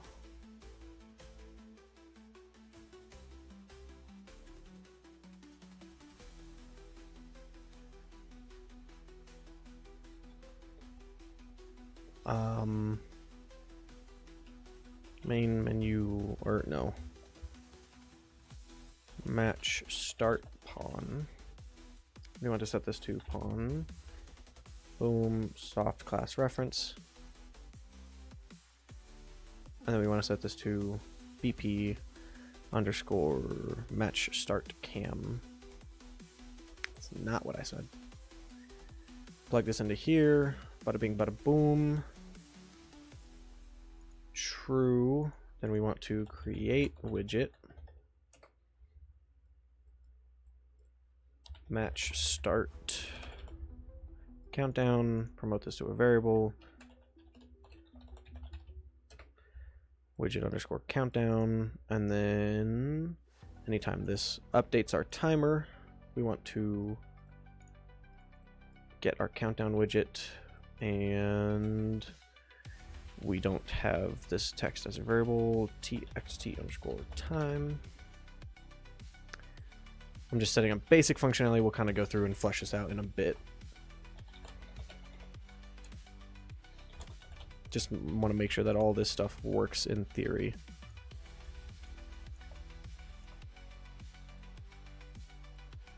So, in theory, add to viewport with a Z layer of like 500, so it appears over everything for now. Oof. Why is it adding multiple times?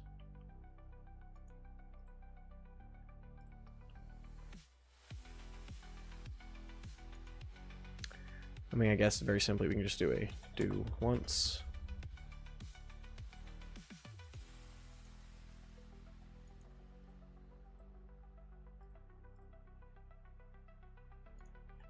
Five, 4, 3, 2, 1, 0. Cool, that's working. And then just to be safe, on the timer notify, when this is, we'll do a sequence.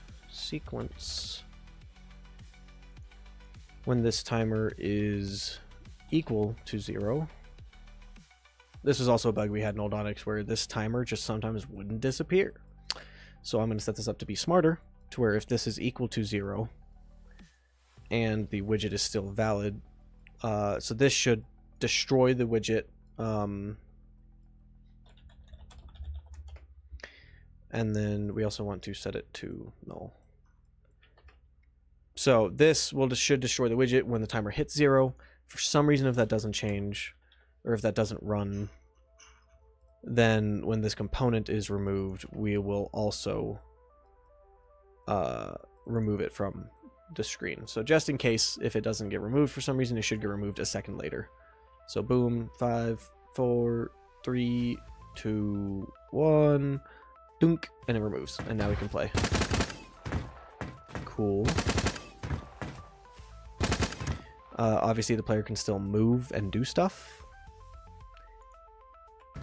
when the game is in the countdown. That's something we can set up tomorrow. I'm not going to set that up today because that requires going through all the gameplay systems and adding checks of can move, and the basic check for, you know, can move, can perform action.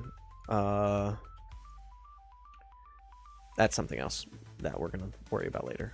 So,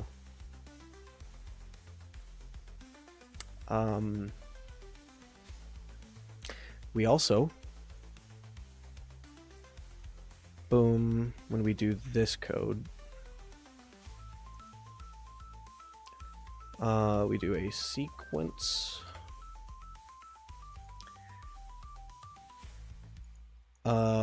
Whenever we do hit 0, we actually want to get the games. Oh, what am I doing? I'm just going to copy it from here. We want to do all this code again. However, we need to check. Actually, we don't want to check. We just want to throw this right into in progress. So now, oh, we can set this up. So y'all know how I was saying that it should only run this timer. Instead of this running this timer on begin play, it should run this when the match starts. So if we delete all this and we run all this code now on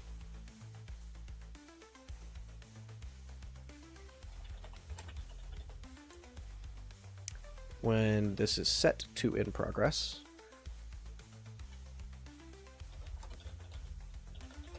in theory, this timer should, in the bottom, you can't really see it, but I can tell it's not changing. But it should be at 10 minutes, and then boom, match starts, and the timer starts ticking down. So, boom, base gameplay logic is there. Now we have to work on game ending logic,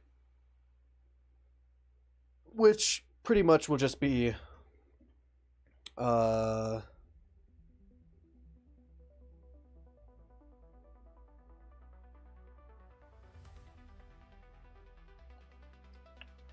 I need to figure out where I want to put that logic, because I need to put some of it, I'm sure I need to put some of it in the game mode and then some of it in the game state, because those are two different things that are, one's replicated, one's not replicated, and one of them should be for gameplay rules and the other one should not be.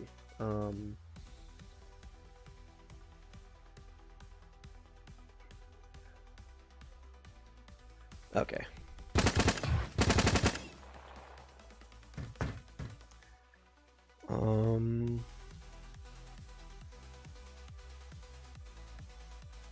Okay, we don't need that anymore.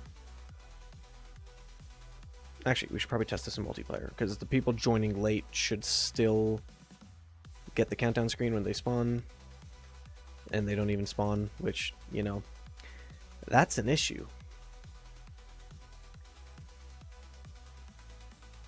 And Unreal's frozen now. That is also an issue.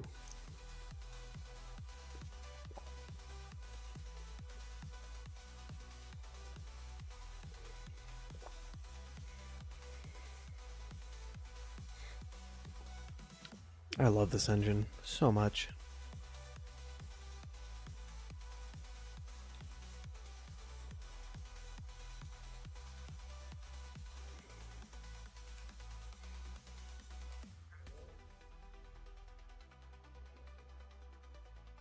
That's crazy.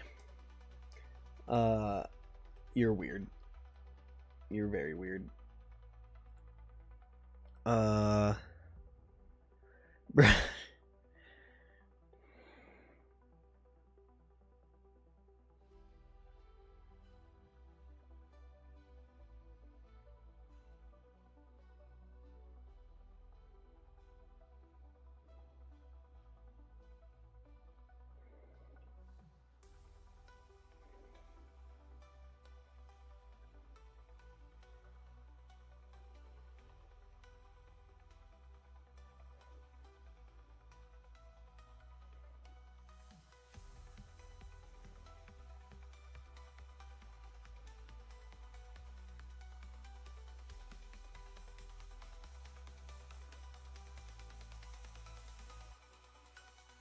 Anyways, sorry, texting people.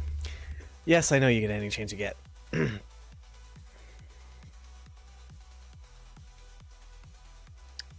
Okay, why? That should have been, why did I close that? Blueprints, pawns, match start cam. Oh, because, is controlled. That should fix it.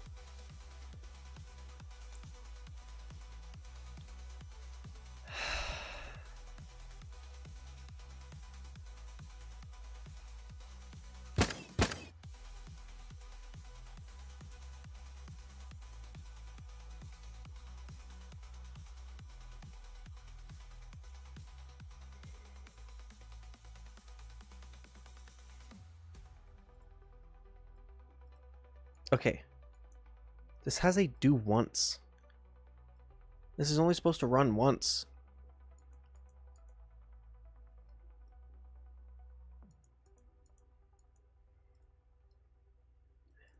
I guess we do is locally controlled on this.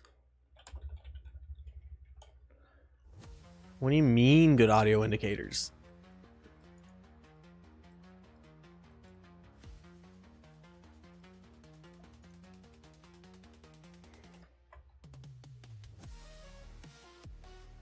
Okay, why?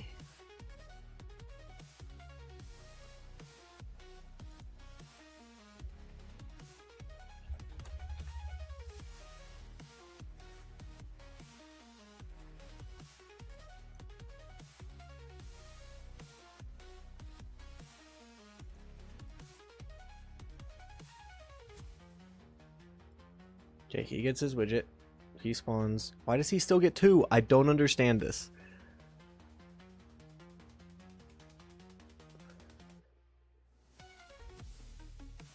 I'm losing my mind right now.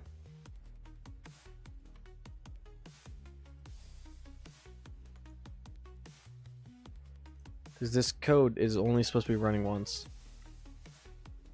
Oh, you mean like you mean like this? You mean like that? That sounds like low shield and low out shields out. There's no sounds for low health because you have a very low amount of health. And we're currently working on hit sounds. Or I say he is. He's currently working on hit markers, death sound, kill hit markers, kill effect, whatever you want to call it. And he's working on shield impact sounds and first person hit sounds, and so that's what's being worked on next. So, and I'm debating how I want to make the hit indicators, the hit sounds spatial, because yeah, I'm not really sure how I'm gonna do that. So, especially with meta sounds, I need to figure out how I can make that spatial with meta sounds.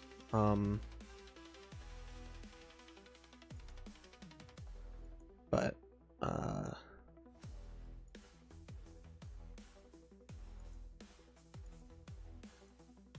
okay, am I like y'all see this, right? This is a do once node, so this only runs once. Once, I tell you. So why am I getting 2 widgets on my screen? This is only supposed to be running a single time. Maybe I can do this as well. I don't know if that'll fix it. Nope, didn't fix it at all. Okay, I genuinely am so confused right now.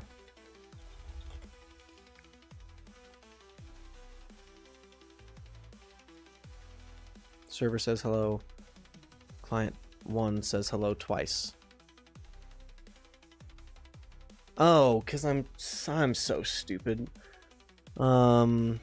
Shut up. Shut up. Shut up. I don't want to hear it. because the client is adding its own countdown to the screen. Okay, now the server's the only one adding the countdown. I always forget to do that. I'm so stupid sometimes. Honestly, though, I'm leaving this code here because it's good. It's a good fallback. It should never have to do that, but whatever. Anyways, the client will now see one countdown screen. Bada bing, bada boom. 2, 1, dunk. Ah! Every time. So, boom, countdown screen works.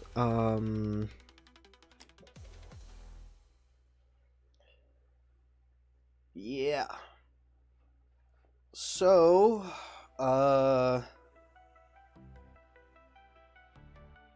either we can work on making that countdown screen a little more fancy, a little more animated, make it, you know, kind of like the old version where it kind of like animates the numbers and like scales them upwards, or we can work on the end game stuff, which currently won't do much because I don't have the main menu set up. So okay, end game it is. It still won't do much because I don't have the end game stuff working, but you know,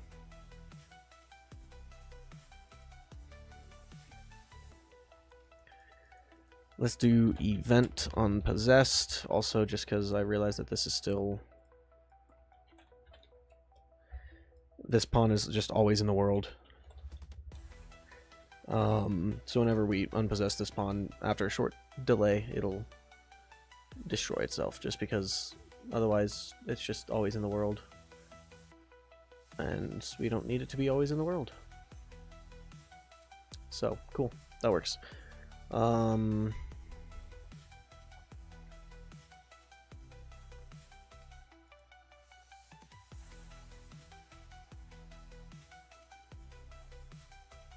Cool. We don't need that open. We don't need that open.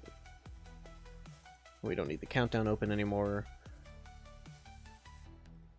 And just for basic testing, we'll just create a widget. Not a widget preview. What am I doing? We'll create a widget blueprint, and we'll call this end game. Just for simplicity. Actually, doop, doop, doop, doop, copy, paste.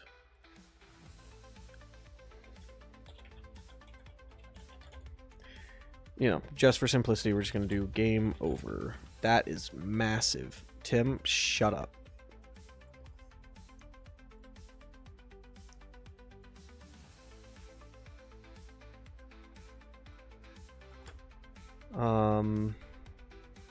Okay, all right.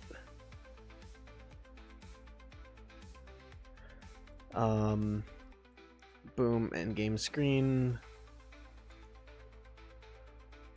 So basically we'll just have it to where, for now, until we get all the art assets, which that might be something we do tomorrow, is just kind of make this entire system a little more polished, a little feeling a little better. Honestly, the code is what I care to do right now. So once the code is finished, it's just, okay, add the widget to the screen, do the animations, do that stuff. So I'm not really worried about doing the art for this part right now. I just want to get this start functional today. But on rep match state, when it becomes post match, we can create widget, and this just needs to stay on the screen for whatever. So game over, end game, add to screen or viewport.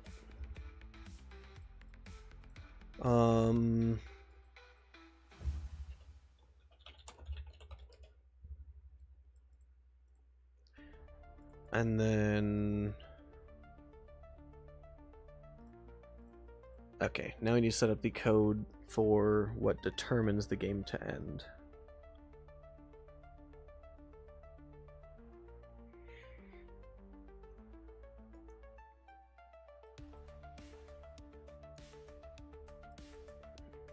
Okay, in the game mode, we need an event for determine game end that we can call essentially anytime the score is changed. And then for certain game modes, we can specify custom rules and we can just call this event. Determine game end. Oh, event determine game end. Boy.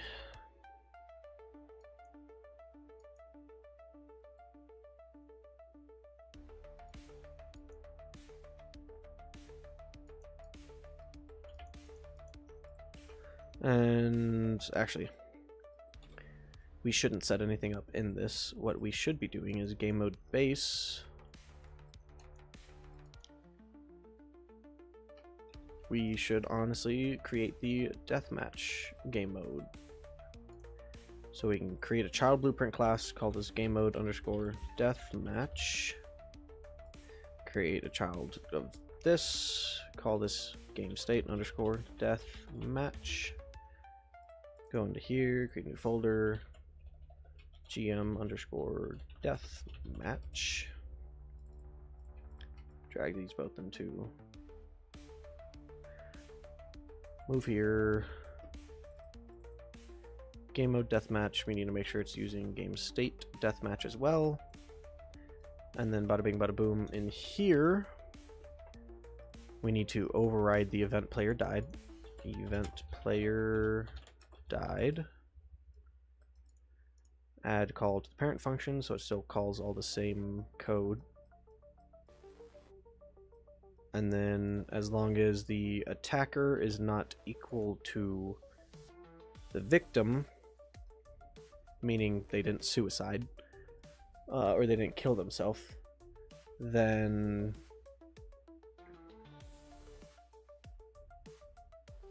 yeah, that's pretty much what I have here. Then we need to call change score by 1. So boom, we already have the game mode system set up. So in theory, if I'm playing with 2 players and I kill this guy now,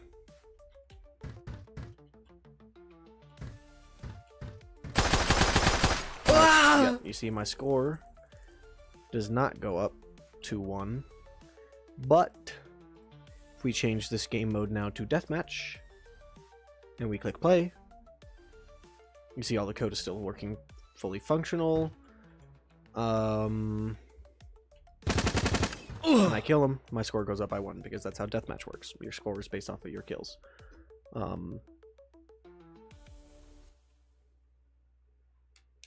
So, bada bing bada boom.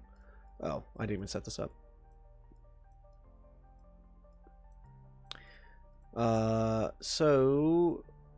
And I'm also gonna have to find a way to disable the countdown, because every time I play, I do not want to have to wait for this countdown. So if I just kill myself, I shouldn't gain points. Yep, cool.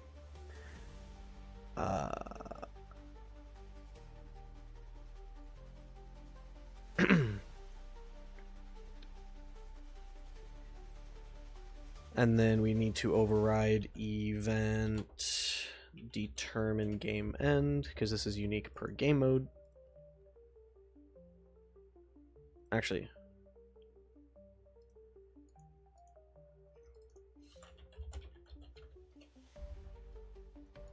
this is something that every base game mode should have a score and score to reach. So we need to create another function in our game state interface for get score to win. And if we get game state get score to win,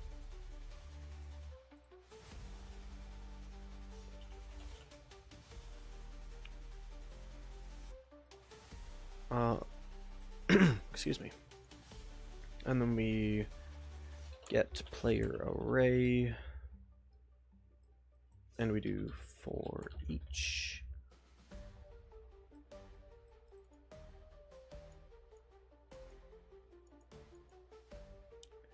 And we can do get PS or interesting. Okay, get PS. That's not what I typed.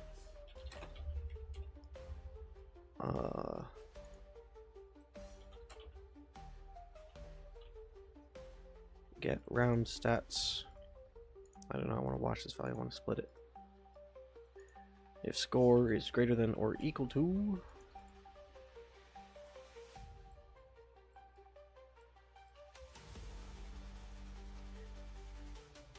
the score to win, then we call game end.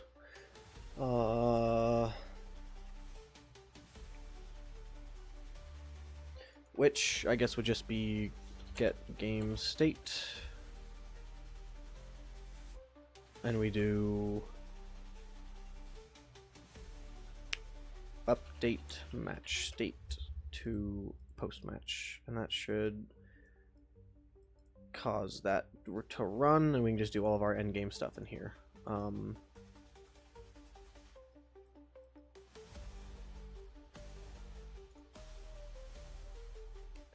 That's the basic gameplay loop. So if in game state deathmatch we can override some of these, like get score to win, get game mode name, we can set this to death match, getting the score to win, if we just set this to like 5, and we can also update that in our HUD. Our HUD should now local score,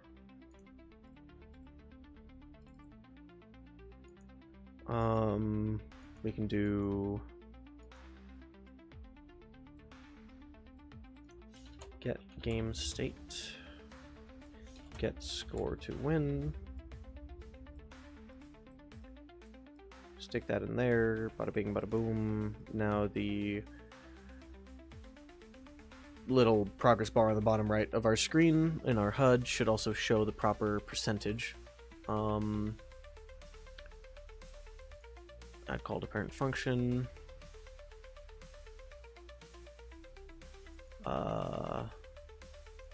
And actually, one of the tricks I learned is to wait 1 frame before actually calling the end match. That way when it determines who the winner is, if, say, you've got 2 teams or it's free for all, both players are at, both like top players are at 49 kills and it's 50 kills to win, and you deal a bunch of damage to somebody and they suicide, you get the kill for that. But if they suicide and kill you, well, technically you got the kill, so both of you essentially would go up to 50 at the exact same time. But if it only went up to 50 on the time that the person got the kill, then they would end up winning the game. So if we wait in 1 frame, then it allows, it allows those ties to be resolved. And I mean, the chance of that happening is super low, but excuse me, it's still a good thing to keep in mind. So in theory, I think if I set everything up properly,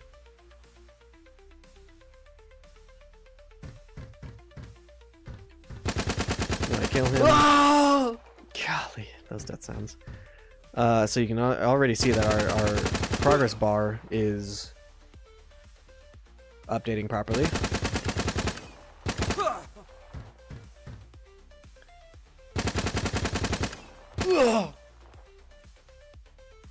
And now when I kill him,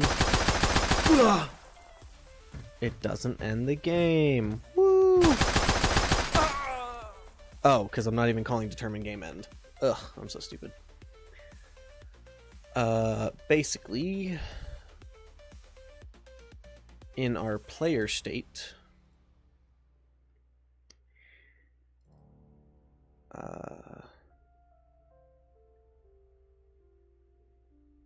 that's in data.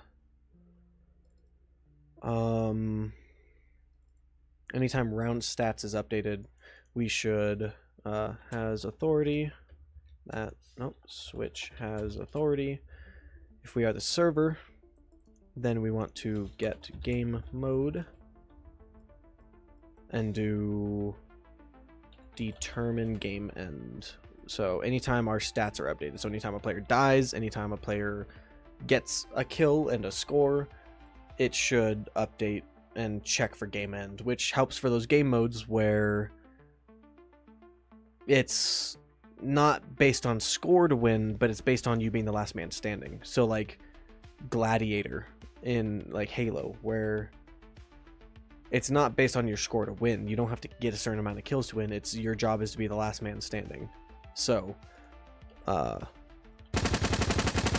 Oh,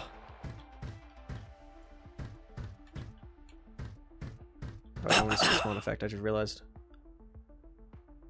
Oh, it looks so good.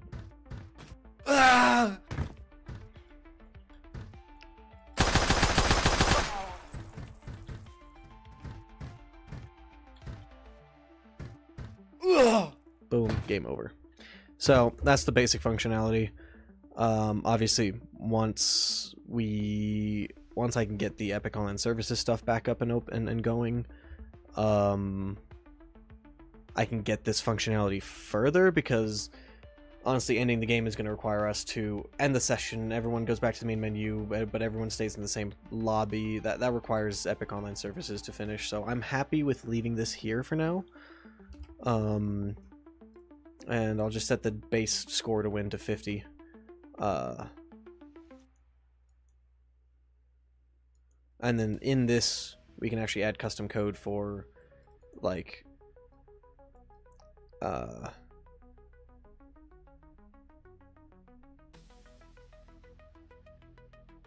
whatchamacallit. Actually, I should probably create functions. I should probably create functions for checking score and checking lives. Lives remaining. But we'll get there. We'll get there. So because this is not overwriting any code, I can just delete that and it'll still do the parent code. But bada bing bada boom, basic gameplay loop is done. So now we've got this match start countdown. If I stream tomorrow, then we can work on getting the player to not be able to move and do stuff until that countdown is finished. Also work on a way, actually I'm going to do that right now, work on a way to skip the countdown, because I don't care to do that. And what we can do in that case is go into game modes and create a new folder called gm_testing, and we can create a child blueprint class.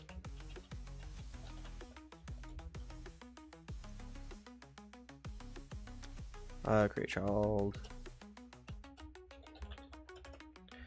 We can open this up, set this to game state testing, and then move both these to here.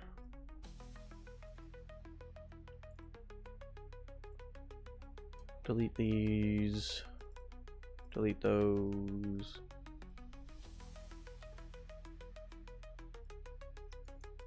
And basically, we can collapse this down to a function called determine start match countdown. And now that this is a function, we can override this in our game mode testing.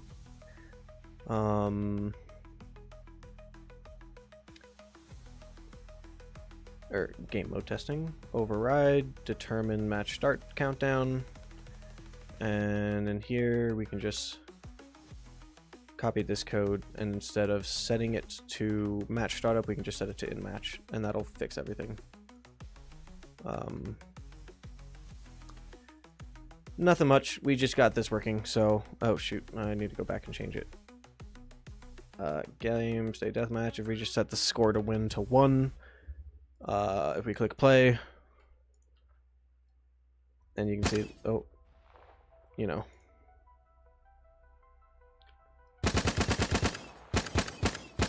when we kill him, boom, it says game over. That's pretty much it.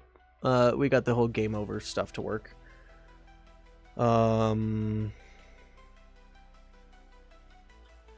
and that's working with the whole deathmatch game mode. So now we actually have a deathmatch game mode. And right now I'm working on a game mode testing so that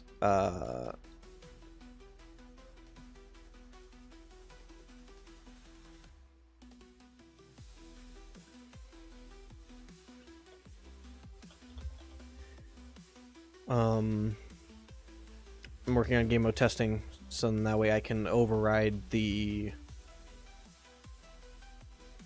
countdown at the beginning of the game. So in theory, if I click play now, it should just immediately spawn me and not worry about the countdown. Yeah. So, because in editor that's gonna be oof. Event determine game end, and I can just leave this blank because I don't want it to do anything when I kill in the editor. So boom, now in the editor I can keep testing nicely, and I can, you know, not worry about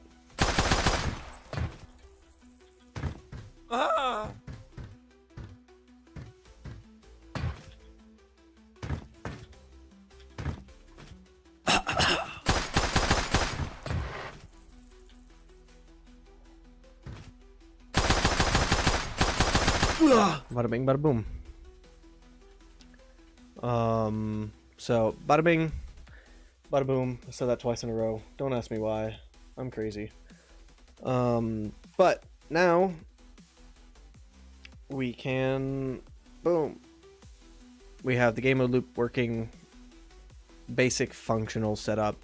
We'll worry about the art of it later, mainly because I'm not sure how I want to do certain things. Like, I have to limit the scoreboard to where you can only open the scoreboard if you're in the match startup or if you're in progress. You should not be able to open the scoreboard if you're in post-match, because the scoreboard will be displayed on screen during post-match, and I don't want you to open it during pre-match because it only lasts 2 seconds, so might as well just not even let the player do that. And then we have to limit the player from moving and shooting and throwing grenades and stuff until they're in progress, and allow you to only do that if you're in progress or post-match. And then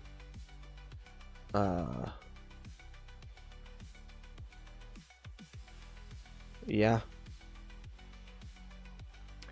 So basically we got the full game mode loop done today, and we've got some settings that we can override.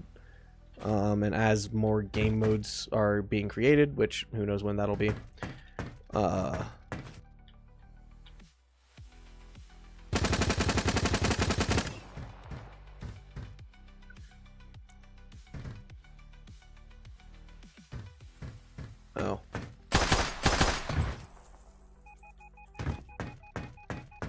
Ugh.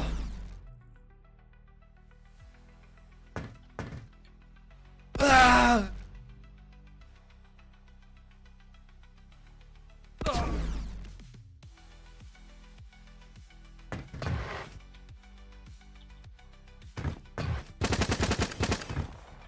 But yeah, basically, that's all I wanted to get done today. We've got that match start countdown. Now you can see over here, because I'm in the testing game mode, it says testing, it's apt name, and the timer is also counting down. I guess technically, because it's testing,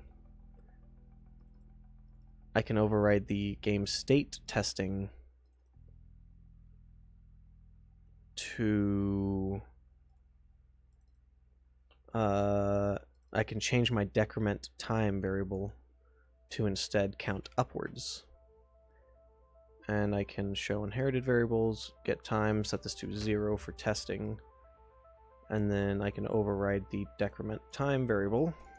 I don't want to call the parent function.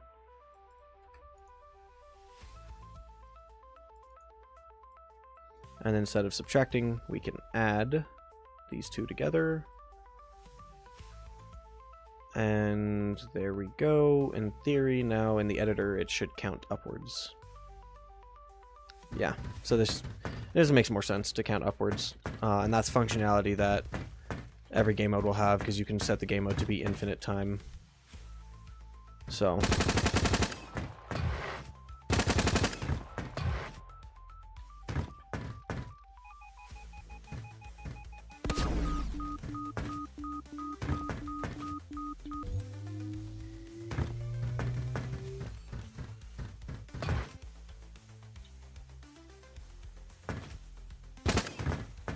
yeah, all working. So that all works. That's all great.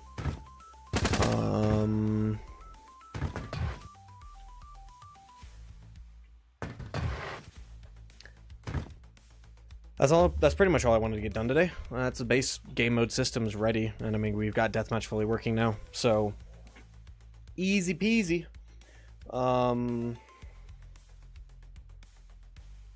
Yeah.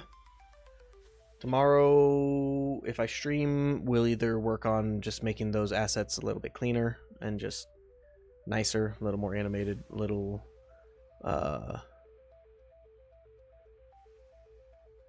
nicer, but I need to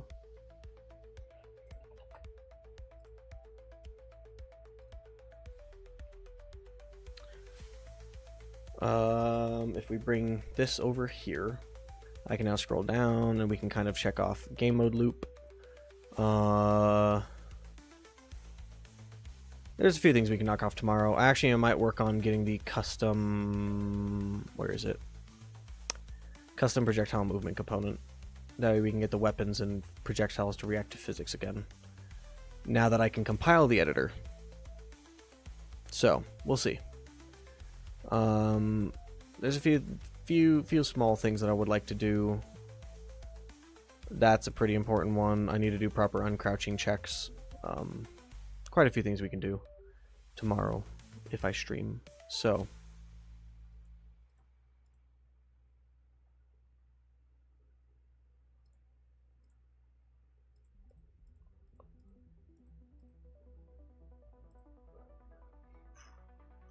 and then once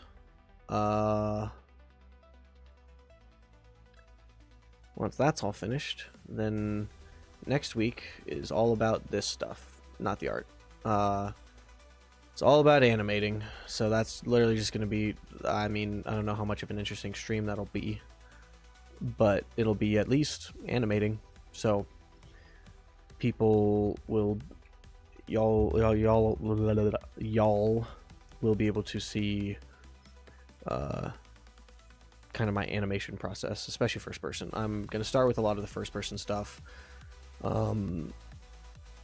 There's a few layers that I need to add to my first person system. Like, essentially, because certain weapons have spread, I want to create offset parameters like those first two bullets went to the right of the reticle, so I want the gun to kind of pull to the right. That way, as you're shooting, right now it's just playing the same shoot animation over again. Like, really nothing crazy.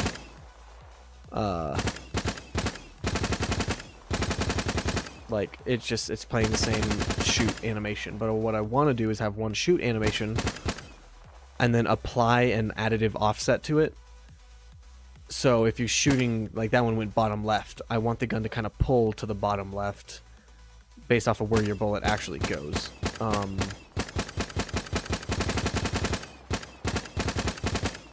So that'll be an interesting system to try and set up. It's a small detail, but I think it'll add to the guns, because instead of every bullet, like shoot animation being the same, it should kind of make the gun kind of like jitter around the screen, and it'll match where your bullets are going. So it's a small detail. It doesn't have to match where the bullets are going, but I think it's a small detail that'll help it feel good. So I want to kind of, I'm probably going to start with those simple offsets for both the SMG and pistol, and then we'll probably go to making dual wielding animations and getting the animation blueprint, which is a code thing. We'll get the animation blueprint revamped to work with dual wielding, and then I want to reanimate the grenade throw and animate all the first person ability animations, which is just the thruster pack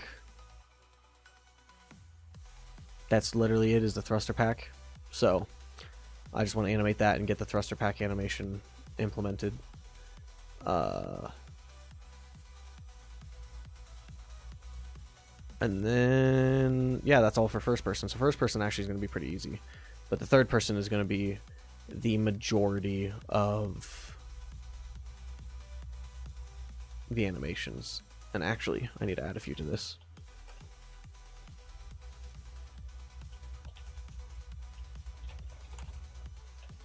And when I say here, SMG and pistol poses, I mean the fact that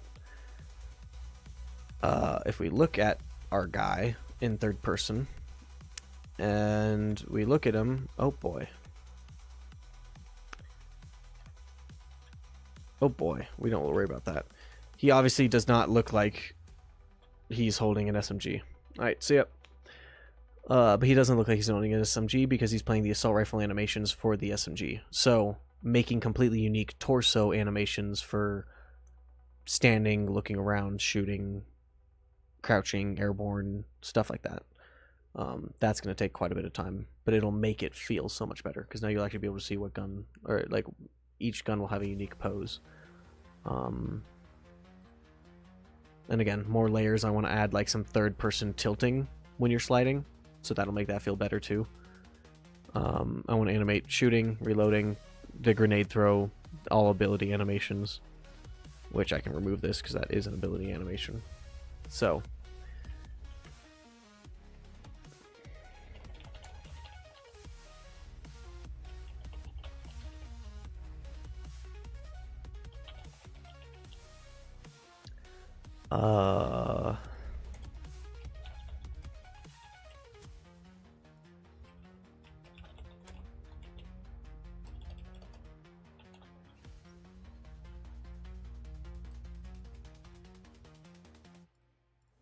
yeah, this is going to be very, very, very interesting to set up. But that's what the entire next month is going to be. Essentially, the entire month of February, starting from the 9th, so the next 3 weeks, I guess, is going to be completely animating. I'm hoping that I can do all of the first-person ones in a week. I think that's fairly doable. Honestly, the grenade throw is going to be the hardest one. The rest of them, I think I can fairly easily do in a week, maybe a week and a half. We'll see how much I stream, how much time I have. The third-person ones, though, that might go into March a little. But once those animations are done, boy, it's gonna feel so much better. The readability of it. Oh shoot, I have to add mantle to this because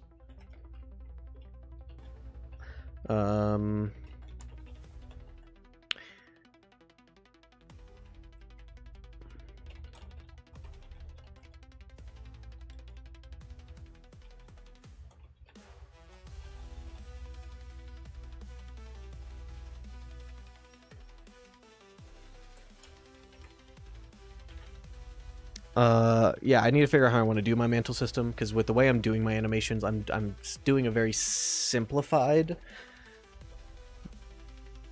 animation setup. So I need to figure out, because like for the leg mantle, I don't actually know if there's going to be an animation for that in first person. In third person there will be. You'll see the leg like step up onto the ledge. I don't know if I want to do a first person animation for that. I might just have like, I might just reuse like the jump animation. That might look fine in third person or in first person.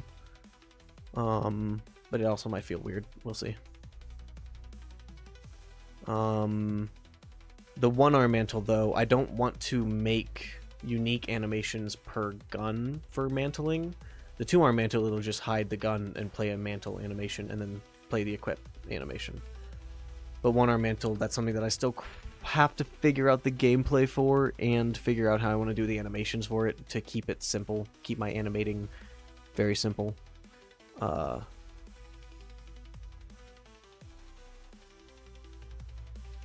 We'll see. We'll see how I can figure that out. I might do some research on an idea that I just came up with.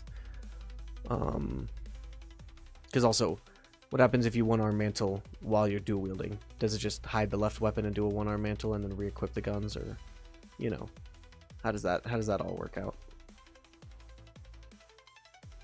So, I gotta figure that out. We'll see.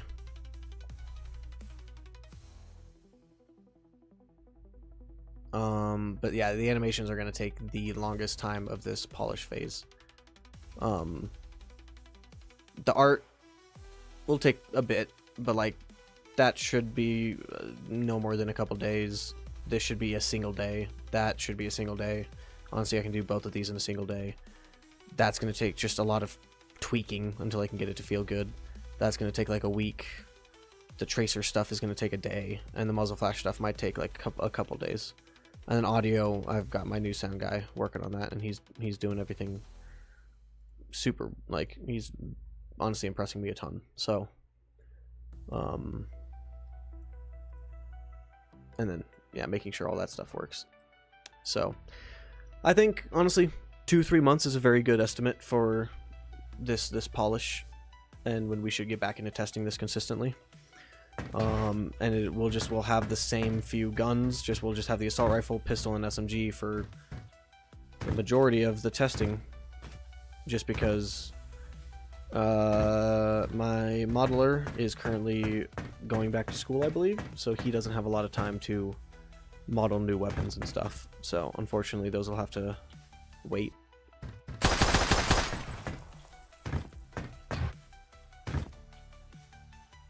So yeah, we got some good stuff done today. Had some good conversations. We'll see what I stream tomorrow. We got quite a few things that I can work on. And yeah. We'll just see. I guess I could also add pickup spawners to the list, because these things, they're just pickups. I don't have my full pickup spawner system set up, so maybe I could set that up too. I should probably add that to the code portion.